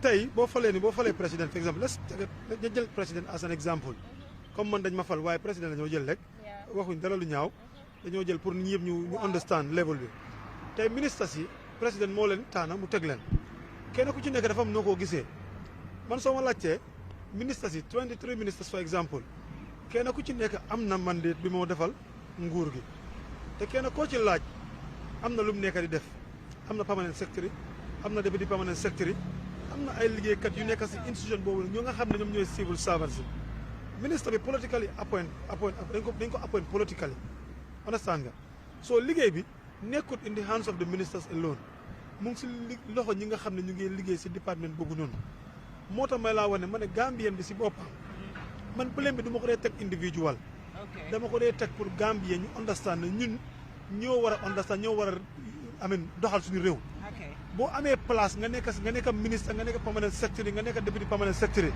up to the last staff da nga am responsibility in that department bul xool an individual nga ne kooku mooy problème bi moo tax yow nekkuloo di def li nga war a def te loolu moo dee xew Gambia because li ñu ne président Barrow is the problem nit ñi nekkuñ di liggéey lu ñu war a def kon réew mi du dem soo nit ñi loolu lañ war a correct foog ñu correct loolu foofu lay waxee wax bi moo tax ma ne la ku nekk ak ni nga ko gisee la tey ministres yi kenn ku ci nekk am na lim nekk def soo ko ooyee mu ne def naa lii ok waaye yow di nga mën a wax ne ministre bi defut lii waaye yëpp si benn mandate bi la bokka waaye li ñu xool mooy lan la def ak lan la defut lan moo ëppa su nekkee lim defut moo ëppa ñu ne ko ministre yow sa performance is very low su fekkee lim def moo ëppa lim defut kon performance am mu ngi xam nga ñu ngi ko mu ngi increase so noonu la affaire bi mel rek. Yeah, so you say like we talk about leadership because it is definitely important or it is good ne comme nga you are from the NPP party ñu gis loo xamante ne comme nga it happened in the Gambia first time in history the capital city of the Gambia muy Banjul nga fu ñu nekk nii léegi nii mooy NPP nga dañ taxawal nga seen candidate bi another one nga from a PPP party ki nga xamante ne because ñun ñëpp xam nañ ne they form a coalition to actually win the last election ñun ñëpp xam nañ loolu noonu waaye soo gisee NPP doesn't actually have any seat in Banjul in the capital. So we had a meeting with some group of people ñi nga xamante ne they said they comprises of youths and women who were actually saying lu gaay doon wax mooy ngi ne seen leadership bi fii nii mooy nga seen bureau bi NPP bureau bi ñu fa nekka nga starting from the chairman nga up to the last person the way they are actually they are doing their things is not the right way. So as a result comme loolu moo tax ñu bari ñi nga xamante ne ñoo dee vote ñu bañ a votal NPP so loolu moo tax ma ne la ne comme leadership is something that is important because as a leader soo nekkee si place you're not doing the right thing, you're not doing what you're supposed to do. At the end of the day your followers may use that against you. Don't you think so?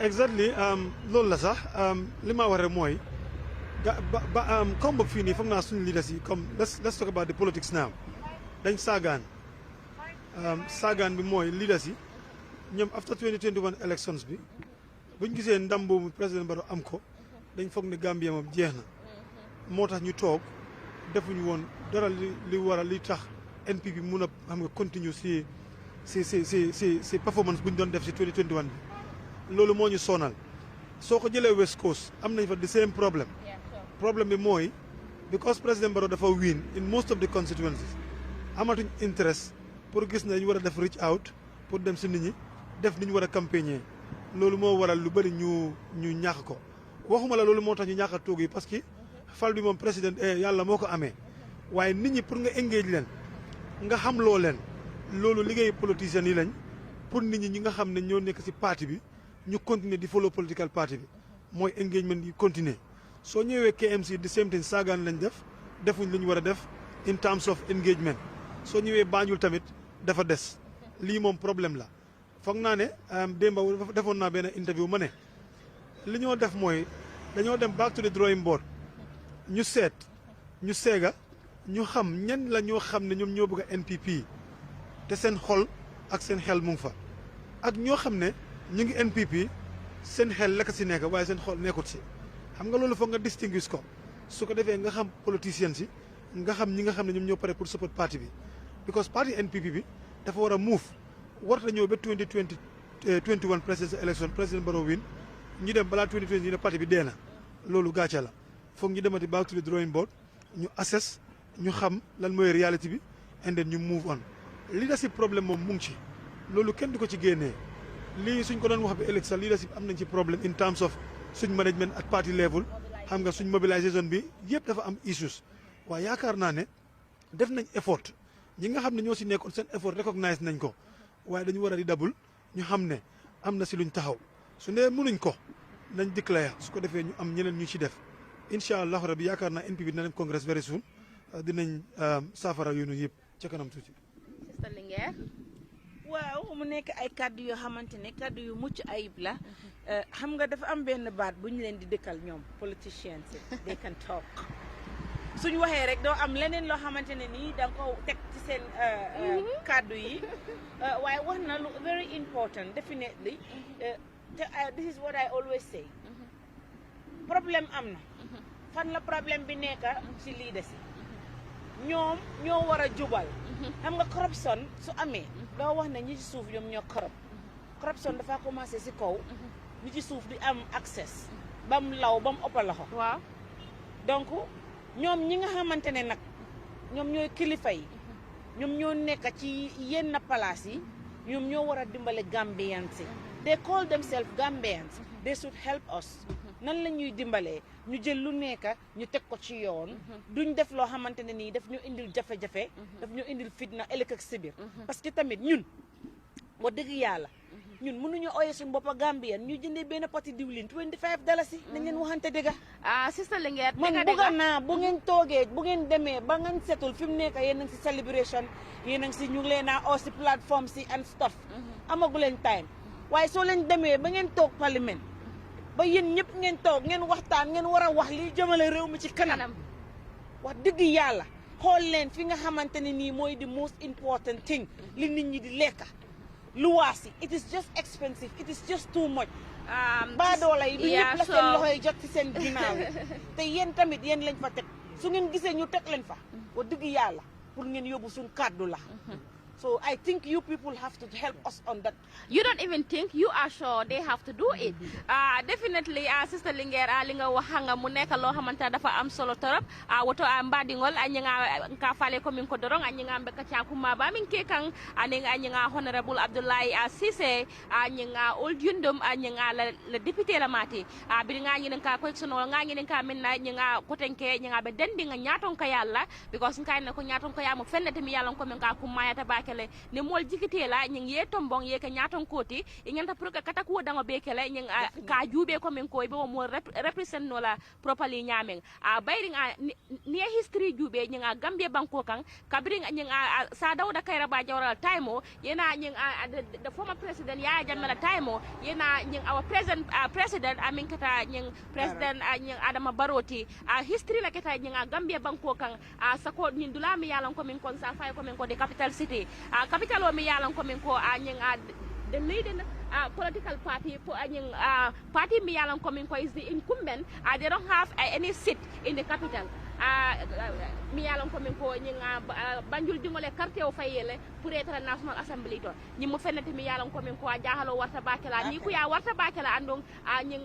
history ba fanale fo ñi mamaringol ni mamaringol fana yafo because an na man soto Gambia banko kan woto ñinga ngaye ko ñi biringa mitino soto musol diamu ta fondinkel de ñin diamu tay ko ni aje Banjul dingol kam fata ñi man carte fay ñi mole mi yalon ko min ko ñi NPP sirangol ñi be wala bulo ko no je pour ye represent national assembly to kam fatale fentem fo ñi NPP bureau min be jang ye ñaton kol min tombong ye keje i man tada je ñi pour Banjul dingol ye bari dalilo mi ya sabu be sirin je is for their own personal interest andum fana nga ye statement o fana bondi la kay tan ko men ko la fa pour wo mol ñi ye dissolve wo executive o ñi ya dissolve ala diamo ko na ko amanka problem o mi yalon ka kata Banjul damale ni tata west coast nga the same thing wala happen ta je ñing yeta KM fana nga the same thing wala happen ta je awoto hane bi me ka tañin continuer la bake ñi me ka tañin continuer la bayri nga lunta kuma bala so mi yalon ko min ko pour nay Gambia la ko kacca abe kala fenne mi yalon ko min ko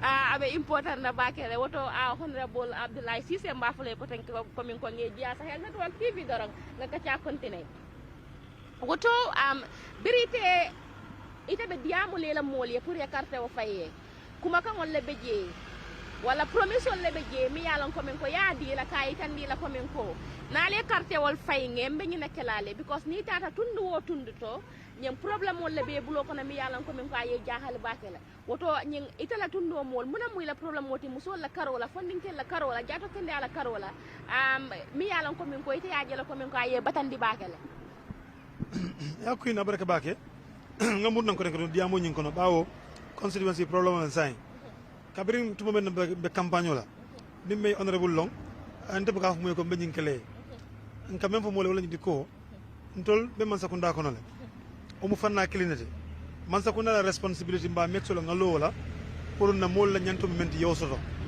bar go be ko la je ntol lon kan menti na constituency ko wala nyi di ko na constituency be development committee form la na development ko in terms of na needs na constituency kan bawo kodol be je manke priority bari fonse assess ngombe committee même form la be satol be involve la jele na committee ni law ni nga law nse assessment okay constituency kam mun na mun na problem multi ni wo VDC ni na council ni fengol be mbolo nyobulu nga call assess constituency ni kan in terms of priorities ni nga wol lom fam pareta mun na kulle mo molla sula kolti bake nge lonne sina ajube mbol solf la nyamen wol fanan konon tani wol fanan bida parliament ka jigo kabula man sakunda noma fo wol dol se solf na wol development committee fanan bo fangol leta ni na councilolu kabula area council noma kabula development actual noma anim philanthropy sol ka jeko problem mem nak tundo nyi kan ay solf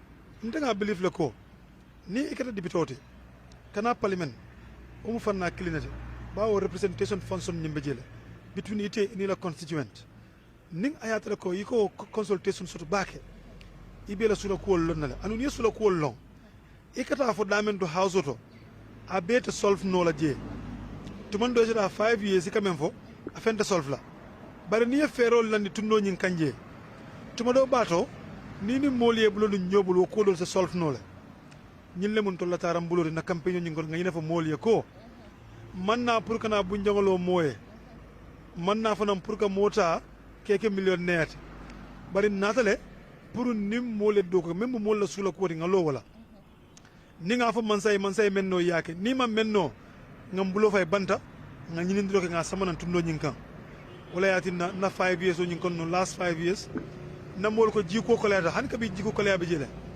bari ndele fendi tan tara ñinindiro la nga sotoke nga boholo si men dara bohol mon ning kling nga dindin taw woro ni fe ñongo mako ele mi yalan ko bi taxan karam moto nga kordal mako mi yalan ko la korgetol be ti ñaatale ki la kordal ki la bugol change you know nga income so mi yalan ko monthly cash allocation lamu nga di family la pour la upkeep every month ko ko constituency kan amanke mo be bari nga ke men ni wol be jele because dunia mu wolati ila lon kan ngi mu député wol ti kata house ko mo le je tele ko ne be diam la damma wala muy nafati o fana mu ko kilnati bari bitu ila lo fana ila moliye o fana mu ko kuma baldi ntol ga ñaati li wala and moliye o suutele wala tan ñim 5 years men kana men energy ñim focus la on that again ka make sure ko nga men start nga continue wala anin ku ko da jamal me yalan ko ngol fanam plan le nin na development committee anin na councilolu anin na sate molu be mbe ka fala nyokan inshallah mbe sahel invite le mina wol do inshallah. That will be nice. My day, I would like to be there. We will be there. doo bàyyi si gannaaw dañoo ànd. waaw noonu la xam nga bu fekkente ne nit ñi ñu ngi lay fal da nga leen ay wax li nga xamante ne moom mooy réalité. doo mun a wax nit ñi fal leen ma soo leen ma falee kenn ko ci nekk ci yéen dinaa leen employ te xam nga ne loolu dafa impossible loolu mënut a nekk fal leen ma soo leen ma falee dëkk bi yëpp dinaa ko tali mënuloo ko ok mun ngaa def sa level best nga dem lobby. understand nga am help ñu dimbale la the main important places yoo xamante ne comme foo xam ne mun ngeen faa def ay borehole understand nga mun ngeen a sponsor xale yi nga xamante ne nii handicap lañ mun ngeen a sponsor xale yoo xamante ne they are very intelligent in schools am ñu ngi si tunda bi seen famille bi dañ xam nga amuñ doole te xam nga ne ñii buñ leen dimbale ëllëg dinañ nekk a mag you can do all that okay you can even tell them that because xam nga ne you have the opportunity you can do it because most of them am nañ loxo bu gudda boo xamante ne nii waaw loxo bu gudda it means ne comme am ngeen contact you know outside waaw this is what I'm trying to say suñ bëggee aji mango xam nga waaw jarul ñu jël lonko bi sax ñoom dañuy taxaw rek mango bi fekk si leen waaw because kaddu amul lu mu munut understand nga and they are the people that definitely we trust and give them our voters cards understand because it is not what they are telling us but it is what we think about them understand nga yaakaar bi nga xamante ne am nañ ko ci ñoom ñu jël suñ carte yi dénkal leen ko kon wax dëgg yàlla ñoom itamit buñ leen falee bañ dem toog buñ gis na parlement bi li ñuy fay ci salari bari na bari boo xamante ne nii moo lingeer bàyyi ko si biir nga jël dugal sa poos dem sa kër lonka sa jabar jël sa njaboot teg sa boor understand nga jël ñii yóbbu leen bitim réew ñu dem jàngi jël sa jabar fayal ko muy dem Dubai di ñëw nekk ci business am bu dëgër ngay xëy di liggéey dawal sa moto bu tooy am sa air condition fàtte ñi la fal this is what lot of them are doing wow is one many of them does understand nga and that was not why we give them our cards you know sister Linguère dañ ko war a wax nañ leen ko wax ñu dee waaw dañ ko wax because nga lépp nga fii la dee leere xam nga Sahel Network TV ñun daal xam nga ku fi ñëw rek nga dañ dee waxtaan ak moom xam nga pertaining to issues yi nga xamante ne is what is happening and what can be done to actually change the story definitely man lu ma la bëgg a laaj léegi lafta pour que ñinen kamen na bayring anyang development mo fennete mi yalan ko men ko ni tata ol yundum tundo kan ñing ye bo holol sinjele anum fanan ay ma ko roga foirol lale because ñim kuma kanate mi yalan ko men ko ñing lu nga minna yal na fe na National Assembly ñing pour ka calendiro ke nga mo jamala interview je mol mi yalan ko men ko ye kuma kan ñimma ba fo ñing ira baro mi yalan ko men ko the last 5 years ñing biri yela tundo mo represent je ñing ye development on men na feje o mo fennete mi yalan ko min ko mamoy ñing ita dato bari nga mol la fangol ñing diamata ita to yala mi yalan ko min ko akata ñing Aliou Nyanketa moti mi yalan ko min ko afana lota no jele ñinga pour ka sirango ñini bari a sonta ñinga mansata la kero la ko min ko ñing alay sirango ñendi telala ñinga ko abe palerin ne ñinga prani do ko ka bari ngal be bota tundu kilingol to anum fana nga ñinga mo kilingol la bal feje woto ngamira mo fennete mi yalan ko min ko akumata bakala because together is power together we can do it together we can make it work definitely we even interview her stepmother. Your stepmom was interviewed that day. Dafa ñëw moom moo ñëw mu taxaw xam nga mu ne ma dama wax ma jox ko mic bi mu ne ma ne xam nga man maa nekk yaay Abdoulaye Cissé ma ne ko ne his biological mother mu ne ma no mu ne ma stepmom waaye xam nga she said so many good things about you know lu baax la wax si yow you know ak ñëw fii nag bu ñu tàngee ak gars yi di wéedee we are happy talking about you meaning ne ndaw bu baax nga waaye my question is ndax da nga am office boo xamante ne comme sa gars yi comme xam nga soo buggee am ak gars yi meeting ni or discussion wala xam nga su gars yi suñu amee seen problème or they see something li nga xamante ne if it is considered can bring development in Old Jundum, you know, where you people can sit and discuss about it. Do you have an office? Yeah, I have an office in Welingara. I mean, in the last 3 years, I established an office within Wellingara. What happened is, when you have an office as an MP, in fact, everybody knows that I use office of the MP when I am communicating. I have my letterhead, I have my stamp. That is what I use to communicate. But at the latter part, what people think is the office of the MP is a money house. And you know, that is a sensitization that we need to do within the constituency. The office of the MP is an office for the people when they have problems within their area, when they have issues affecting them as constituents. Let them come to the office of the MP, you know, to relay their information, and then the MP will take up it and then take it to wherever relevant it should go. That is why we established that office. The office is still there. What I wanted to do going further is to have two other offices. One office is the political office, but the other one again is going to be the development office, and that is going to be the office of the MP, where we'll have a staff and the volunteers who are going to work under the development committee. And that will be well established somewhere around the Coastal Road, no longer going to be within Wellingara itself. Because, at Coastal Road for so, I'm going to check on the road. Maybe I'll have an office somewhere, and I'm going to establish that office there so that everybody will have access to the office. That is what we will do. But as of now, we have an office in Wellingara that is taking care of the needs of the constituents. Not everybody knows where the office is. I understand, you know, when people don't want to know where you live, they will never, find out. But anybody who wants to know where I live will definitely take it up to him or herself and find out where you live. And this is what everybody was doing. But I understand some people don't want to do that, but they want to see it somewhere. Maybe I'll call Sahel to come and then take a picture of the office somewhere, and then you will publish it so that other people will see it. Wellingara si ban constituency la nekk. Mu ngi nekk biir Olinum constituency. Wellingara mu ngi just Tabokoto. Soo duggee rek yaa ngi njëkk a am Wellingara, dan nga am Nema Kunku balaa nga koo voir. Wellingara police moom soo fa accès rek soo waxee honorable Cissé Abdoulaye rek foofu moom ku ma xamul bariwut. I came there last week. Yeah. Woto Sahel Network TV dorong al bola jube kang alla morning show program o mi yalon kana fale every day from Monday to Friday. Bi an luntan kuma bale be janga honorable Abdoulaye Cissé. Ay kuma kang fo janga nga nyininka nkaye ko. Nkaye ko foyte office so la bang office mi yalon ko min ko nyinga inila molla nyomo yo sa sona ya no ako ha kaye office so le office nyimbe Wellingara le bari nyinga la fa pour que message do fana nyinga siya molele nying pour isa faham roke because aya gelo ko min ko modol le nyinga faham ro man futa woto bayri ni ko MP la office la nyinti jama ka mira ko min ko amu office mi yalan ko min ko momo rande problème so da ma walla nyinga ko di ko ye mari muta e nyanta pour que ta gel da ma nyinga ko do bata bulu jela boto aba biral do nga asika nyinga ya dila woto nyinga tebe la faro kala wadiamo kanne nta believe tala ko min ko if you see most of our leaders are not doing what they're supposed to do. We as people, we contribute a lot towards that.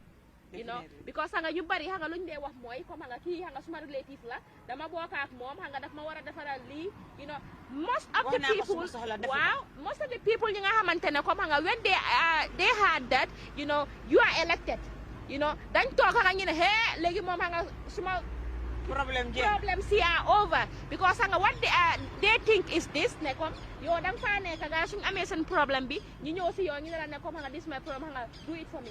Dependency rate in the Gambia is too much. That is the reason why so many of our leaders are corrupt. Corruption behind the very. Why I believe na come leaders they should be mindful because Gambians they are not sleeping anymore. You're simple as being if you don't do what is right, you don't do the right thing there. Remember that a day will come. Day being for the day of judgment. Commission si la ñoy form rek then you go and testify nga taxaw nga ne li la def nga xaliss bi fi la ko dugal te gis nga ne comme lolu da la ga dafa bari su boba rek mu wax ne every week nga rom ma ne ko tay dara baaxul mu ekati jox la boba rek ñu ola yow itam ñu o kan man suma ñëwé lan la koy wax dama ko wone ana receipt bi loolu laa koy wax ana receipt bi joxuloo ma benn xaalis so you need to be mindful dégg nga loolu Black Queen wax mu mel ni whatever you guys are doing na ngeen war a am receipt for tomorrow because evident la boo xamante ne loolu la tubaab gëm waaw xam nga député du dee amee xaalis yi nguur amul député boo xam ne nguur daf koo jox xaalis ñu ne ko ne yow yaa moom lii pour nga def ko nii.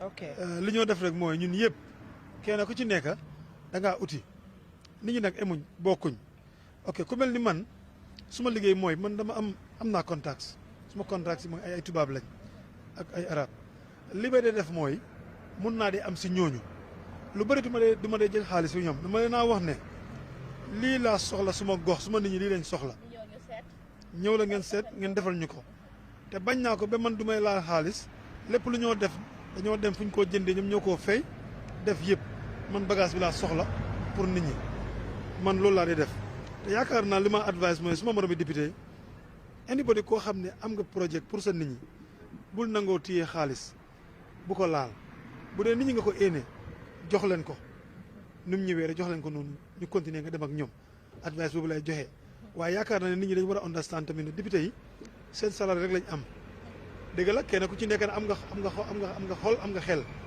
man nag di nga mën a nekk koo xam ne soo amee nga bokk ko ak nit ñi am na ñoo xam ne suñu amee mënuñ koo bokk ak nit loolu am na waaye nag amul dara lu ñu leen mën a wax nag parce que ñoom ñoo ko moomal seen boppa waaye li ñoo advice rek mooy kenn ku ci nekk loo am lum ndaw bokk ko ak nit ñi su ko defee loolu mu nekkal la sarax yow tamit ñun loolu lañ gëm te loolu lañ bëgg a continuer di def li nga xam ne loolu la ñoo lekk nit ñi leen koo bokkal li ñoo am nit ñi seen wàlla mu ngi ci te incha allah rabi loolu nañ fas yéene continuer di ko def comme ni ñu ko daan defee rek waaw.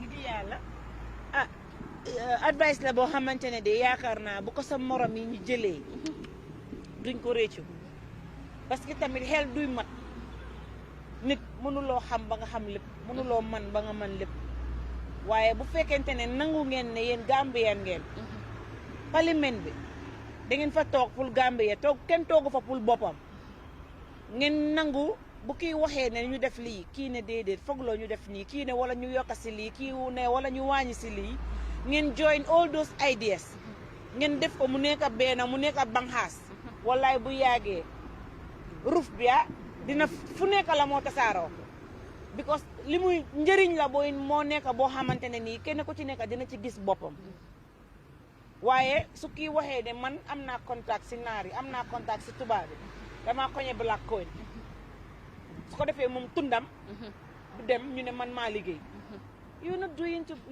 it to black coin you're doing it to the Gambian loolu moo tax rek ñu ne lu lëndëm rek fii lay leere Sahel Network TV the morning show why I believe so say ñu ne hanga liro sutiyata tongolale waaw moma si jaaxal ni ajam ko liro sutiyata tongolale sister Linguère honorable lañu wax and the National Assembly you know because hanga gis nañ ne comme hanga on the 14th of April when the swearing in ceremony was done.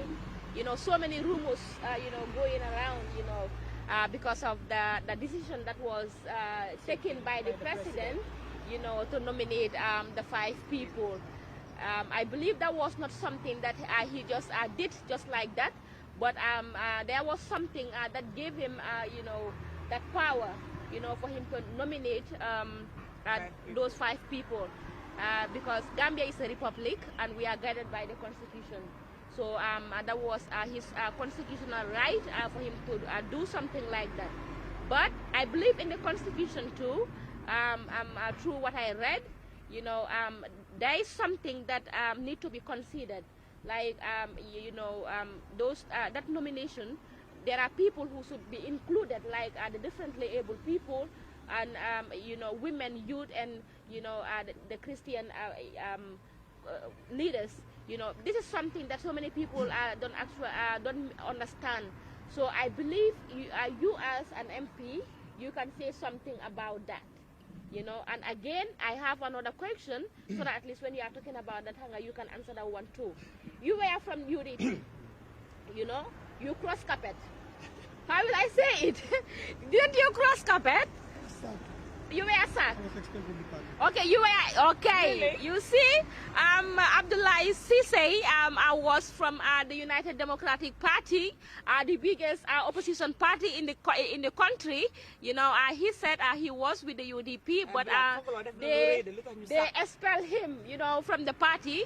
As a result, that was the reason why he decided to join the NPP party, and NPP again he won. Yes. And again he won. You know.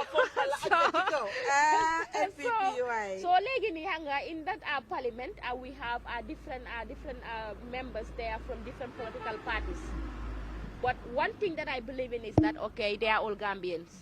I believe anga solan deme hanga bengen duga hanga si parliament bobu nono in that house, sen kir, you will all even before you enter inside the compound hanga sen dala yi nga xamantene are given to you by your various political parties hanga da ngeen ko wara simi ci bunta bi. You enter inside as Gambians and represent Gambia. You speak on one voice, because if not hanga you will have so many challenges. If you want to use your political differences, you know, to contribute towards nation build, how the Gambia can be developed, you know, it's going to be a problem. So I think all of you will try to put your political differences aside. First, let me take you back to when you said the president has a constitutional right to nominate 5, and then you said, you know, like the president, what you read from the constitution is the president to consider nominating differently able, you know, the business community, the Christians, I mean, the youth, What happened here? What happened here? The president has a constitutional right to nominate. The nomination is for the president to nominate only 5. That is where it stops. It is by way of best practice that we will say the president should consider nominating this category of people. But that is not compulsory on the president. It is not something the president should adhere to by force. It is up to him to decide and say, because I have 5 nominations, I am nominating a differently able, I am nominating somebody from the business community, somebody from the women, whatever. Whatever. The differently able people, women, youth, and the Christian community. That is by way of best practice. It is not compulsory in the constitution to say the president should do that. But you know what people fail to understand here? That is what people wanted. Okay, I understand. That is what people wanted. They want the president to nominate people from that category of, you know, the society. But that is not the language of the constitution as well. Remember, the president has an interest too. His interest on politics and his interest in national development. You understand? And then we need to distinguish these two. Of course, yes. Anybody you see, no, because he is a leader of a political party as well. And every political party leader has an interest of politics. If you become a minister or a president, you also have interest in the development of your country. So his nomination was not based on politics alone. It's like, okay, I think those that he nominated, he has seen confidence in them. He trusts them, and he thinks they will serve the purpose. You see, we have a problem in the country. I am elected under UDP, and I serve my country and my people. UDP said, I am loyal to the president, and they expel me from the party. That was the argument. Listen here. Nominated member Yakumba Jeta was nominated by President Barrow in 2017. He was not serving the purpose of President Barrow. He was serving the purpose of UDP. President Barrow said he nullified the nomination, and they went to court. So now, the issue is the president also has a right now to check what type of individual is he going to nominate to go to the National Assembly for him. That is also important. We need to consider that this country belongs to everybody. My right and your right. Where your right stops, that is where my right begins. Exactly. So, I mean, this argument is not something like, I just wanted to bring it on the table like that. Because I was serving under UDP, I am an elected member of United Democratic Party. And I'm serving my people. They said, I am loyal to the president. They expelled me from the party. Just listen to the argument. They expelled me from the party just because I was loyal to the president. Somebody nominated by the president is also loyal to the party, and his nomination is nullified. They said no, that should not happen. What do you think? Is it fair? It is not. So now it's the right of the president to nominate his choice, and that is what he has done.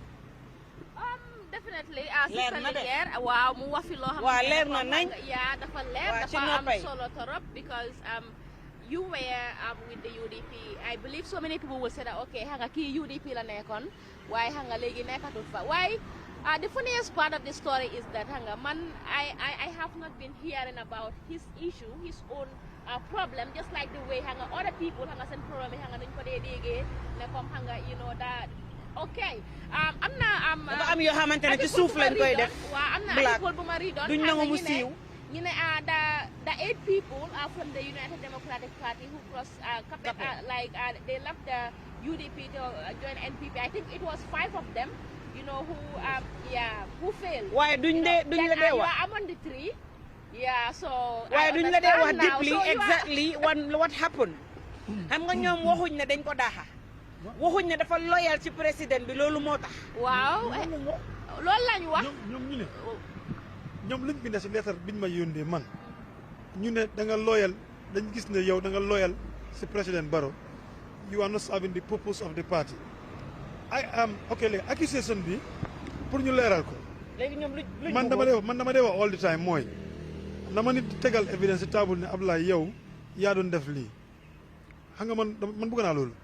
parce que nit boo ko tuumal da nga war a am évidence dafa leer fine mënuma bañ pour nit ñi wax si man ne lii la dee def loolu awma si benn doole waaye ndax dama ko dee def loolu am naa right pour leeral ko loolu foofu laa taxawoon moo tax man su ma wax bëriwutoon si affaire yooyu parce que dama fiil ne ki nga xam ne mu ngi ubbi géejam di wax moom mooy wax waaye man leeral naa li ma war a leeral ba pare te toog naa soo accusation laa ko dee jàppee rek moo tax ma dee continuer moo tax du ma dee ruslu du ma dee merloo du ma dee def dara. te yàlla mi dara coobutit meena la ndam ci seen kaw. waaw incha allah loolu la rek.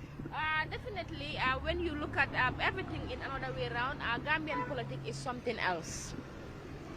Yeah, Gambian politics is something else because nga soo xoolee ba xoolaat that day you were there time bu ñu doon interview some of those people from Fonyi the other APRC because the APRC is divided into 2. You know, am na ñu doon wax ne comme xam nga ñoom dañ join xam nga UDP because xam nga the other fraction xam nga ñoom xam nga dañ join you know NPP so loolu moo tax xam nga ñi tamit xam nga ñi decide xam nga to join the United Democratic Party so yow si sa biir wax nga ne politique xam nga soo xoolee ba xoolaat xam nga président Adama Barrow dafa am own political party am bi xam nga muy NPP so the interest of his party tamit nga loolu dafa nekk loo xamante ne comme nga du ko caaxaane si benn boor you know because if he does it you know it means that in another way around you know it will affect his own you know agenda nga daf koo di stop so as a result am na ñoo xamante ne ñu ngi doon wax the same thing because Fabakary Tombong Jatta nga soo xoolee nga he is from APRC so APRC nga they join the NPP to form coalition you know soo xoolee kii nu mu tàddi sa honorable Famata Jawara moom xam nga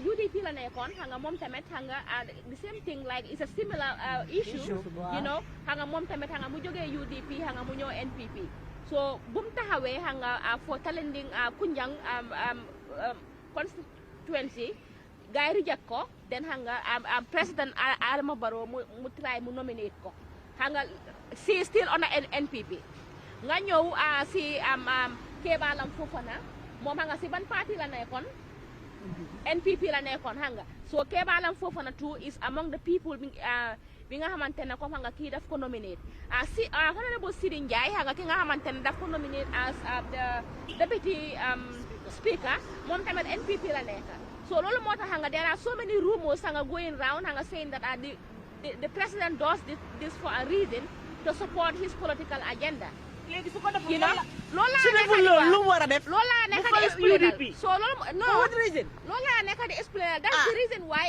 let them the talk rumors sanga you know they are talking nga saying all sorts of look things about let that me tell you black queen nit ñun mënuñoo tere rumors am président mënut a tere rumors am let them keep on talking and people keep on walking dañ bëgg gis Gambia forward. Yeah, that is it. And that's it. We want to see Gambia forward, forward in the right way. In the right way, for things to be done in the right way.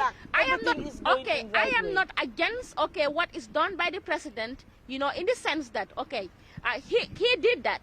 He have his reasons, and I believe. Do you know why I said I am not against it? No. He just nominated those people. Maybe for Fatmata Jawara and the other and Maimuna Sise and Kebalam Fofana, for that decision maybe it cannot be changed by the rest. But for the deputy speaker and also for the speaker, those people there, I mean the elected National Assembly members, have the right to change that decision, but they did not do it. They will.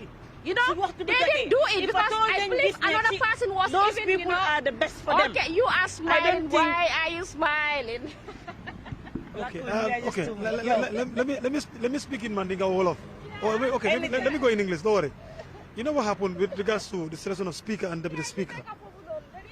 When president he nominates 5. Of course, he will have his choice of speakership and deputy speakership. That is obvious. And if he's going to relay that information, it's up to him and his political party because, he has a party in parliament. But members in parliament decide. And that is what happened. Yeah, they decided. Yeah, of course, we decided. We have a choice too. The choice was for us to nominate Fabakari as the speaker and Sidi as the deputy speaker. Of course, the minority side have a different opinion to say, we wanted to nominate somebody else to be the speaker or the deputy speaker. That is their right. Yes. But will that stand? That is up to the majority now. That is why you have majority side in parliament and minority side. And normally, the majority always, the nominated members comes from the majority side, especially when the party leader of the majority party, if he is in power, like President Barrow is today, he is the majority in parliament. He nominated 5. Of course, the nominated 5 are going to work in tandem with the majority in parliament. That is obvious. So his choice of speakership is up to him. He sent them to parliament for us to choose to say, we want Fabakari as the speaker, and that is exactly what we have done. Sidi as the deputy speaker. You see, let me say something here. Everybody will talk about Fabakari and Sidi. I mean, these 2 people have not done anything wrong in this country that we will say they don't deserve to be in public office. It is their opinion. Fabakari was serving as a sitting National Assembly member. Of course, yes, as a majority leader. When they were passing that controversial, public emergency bill. But you see, we have to understand, he was serving. He was serving in parliament. And it is written everywhere to say, whatever decision you take in chambers, cannot be challenged in any court of law. That is your decision in chambers. Because that is where you are representing people. We cannot use that against Fabakari to say he does not deserve to hold public office. Sidi Njai worked under President Jammeh, 9 days Minister of Information. He was also a member of Parliament. You understand? 9 days. Minister of Information. He served as minister. But what he was saying was his opinion. That was not what is going to obtain in this country. That was his opinion as an individual. That also cannot stop Sidi Njai from holding public office, because he has not been banned, from holding public office by any competent court or any, established, commission in the country. You understand? So the argument, people, base their argument on to say Sidi and Fabakari, because they serve under Yahya Jammeh, they cannot hold public office. That is not sufficient. That is not sufficient reason for us to say to take our claims on to deny Sidi and Fabakari not to hold public office. Because I know if Fabakari is 10 and Sidi Njai is 10, President Barrow will never nominate them and bring them to National Assembly. Because before he nominated them, he checked the law, he confirmed and know that these people are eligible to be nominated. And that is why he nominated them. So the argument is baseless. So that is the reason why communication is very important, because I believe so many people are talking about these issues because they do not have the clear clue about what is going on or what should be done and how it's supposed to be done. So I think it is important because many people normally talk about that, like communication. Most of the time, when certain things are happening in the country, the Gambians would love to hear information from the right person, so that at least they can talk to the people like the president. Sometimes Gambians, like, he is our father, he is the father of the nation. Sometimes if things are happening that Gambians don't understand, at least when he talk for people to hear, I think those can also help. It can also help the nation because many people don't understand, and you will see that many minds will be brainwashed.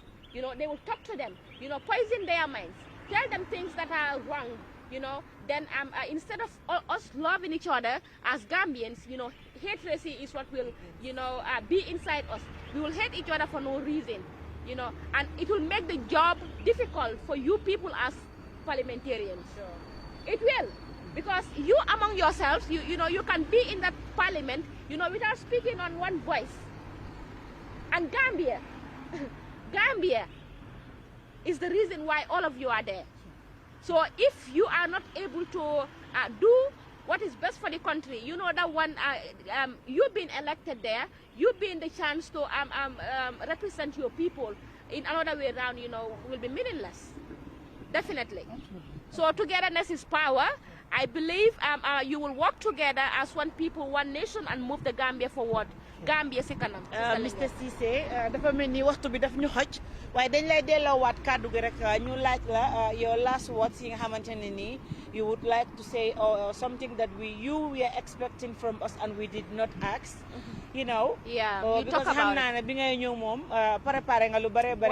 waaw dafa yàgg a préparé since last week. And yet still dañ lay jox kàddu gi rek su ko defee nga joxe sa last words and advice you have for the Gambians, sa co-workers yi nga xamante ne yéen a war a nekk si parliament bi the president, the ministers with many others.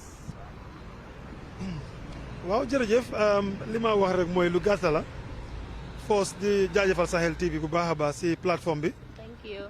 di leen wax ne rek liggéey bi rafet na. Gambia fu mu nekk right now lu ñoo wax mooy politics lañu war a teg aside for now. ñun 2017 up to 2021 Gambia defuñ anything loo xam ne nekk na progress in terms of ñun suñ boppa liñ doon gis rek mooy ok nguur gi ñu ngi def seen kéemtalaay kattan di try di move waaye society bi nekkul di move cohesiveness bi dafa des nit ñi seen jàppante bi dafa des te politics mu ngi ñoo divide waruñoo nangu politique mu divide ñu ku nekk am nga right pour nga bokk si political party te nga exercise ko nga express ko waaye nag dafa am fu mu war a em li ñu war a def mooy buñ toogee together si benn kër bokkuñ political party nañ joxante cër nañ understand wante nañ waxtaan based on policies nañ waxtaan based on objectivity waaye su nekkee dañoo waxtaan based on sentiments in terms of politics loolu mu ngi divide suñ society bi bu baax suma advice yi foofu laa ko bëgg a jaarale ne Gambia bi moo fee des nguur boo gisee nguur di taxaw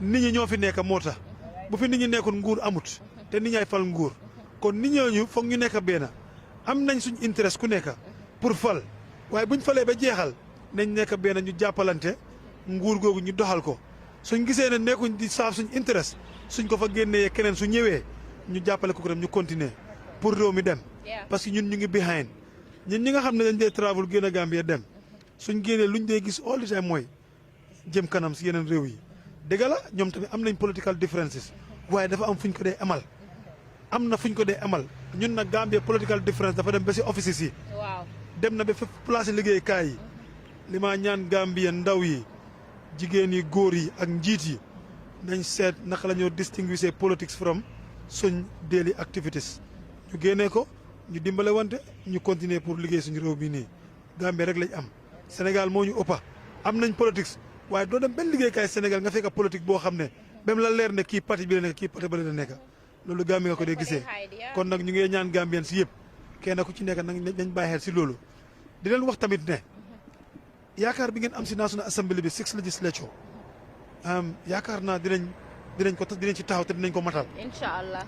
problème si ñoo jànkuwanteel dinañ ci taxaw parce que suñ service bi is for the service for the Gambia not for individual comme ni ngeen ko dee waxee or not for any political party leader. Man de President Barrow mooy suma party leader te President Barrow li ko fi teg mooy Gambia man Gambia lay saaf suma saaf Gambia maa ngi saaf the interest of President Barrow as well as the president keneen ki nga xam ne tamit yaa ngi fa sa party leader mu ngi fi you were serving the interest of the country you were also serving the interest of your party leader waaye first and foremost in the interest of the country moo ñor ñëpp te ñun loolu la ñoo saaf problème si dinañ ci taxaw dinañ ci waxtaan ak nit ñi public consultations dinañ am dinañ jël xeli nit ñi dinañ yóbbu si parlement bi di waxtaan ñun si suñ bopp ak nguur gi seet naka la dina saafaree kon di leen gërëm di leen sant di leen wax ne honorable Cissé la si Sahel TV plateforme bi jërë ngeen jëf.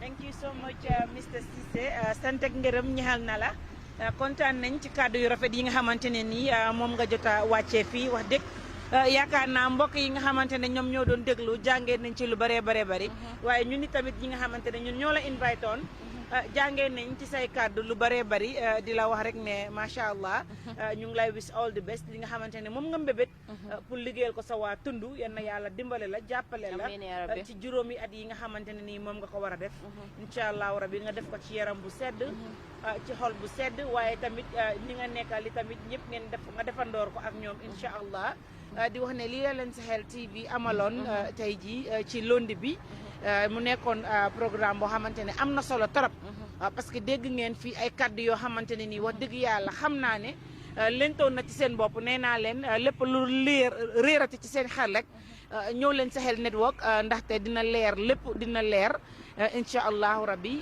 di leen jox dig daje ba suba incha allahu rabbi di taagoo rek on my behalf bye bye. Yeah, Sister Linger, thank you so much. Honorable Abdoulaye Cissé, nyangay kumakangol fajang, kumakangol mi yalang ko minko akumayata bakele ako nyangabe yamaro di la Gambia no la nyanga purun se Gambia je ngalong ko minko Gambia mo bangkol ti mi yalang ko min kontolle dentala woto an kana songa nyanga politiko si fatam fanso nyang ay yenda mangol kuyande ako nyanga politiko ni yakoro si nyanga be dunia dawo dale bari Gambia kita bangkol ti banko mi yalang ko minko nyanga politiko be mol divide kanne because ni taha do kudlal to nyanga ka fa do kudlal mi official kono ika jela ko fan ko min ko nyanga politiko ka problem jamala na feje ando wodu mo fenete mi yalan ko nyanga amanya na pour ke wota be gambe nol be dani la nyi yalan ko min ko politiko kana la ay ta aka banne nga Gambia will forever remain to be Gambia ando Gambia mu bankol ti mi yalan ko min kon tolla dentala woto al nga den ngani akilin na nyanga bakelim fakeling ngaje ko min ko me Gambia banko nyi sammano la nyaadi le ako atede aba political party min to nying wala NPP ti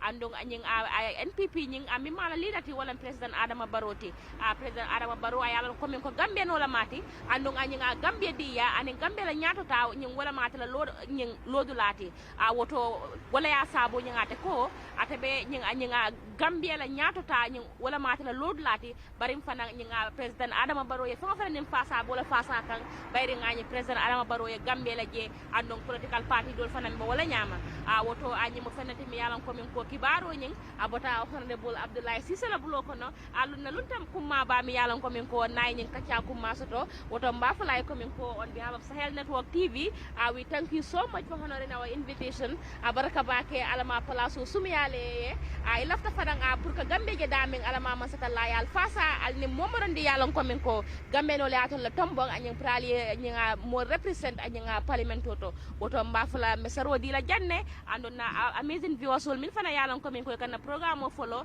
ma follow ko thank you so much for following Sahel Network TV we will be here tomorrow the same time 10 o'clock don't miss it and we will bring important people to you so that at least we can discuss about things that are happening in the Gambia. I believe everybody is important, but you know how we do it. Sahel Network TV, bye-bye. Bye guys. Bye.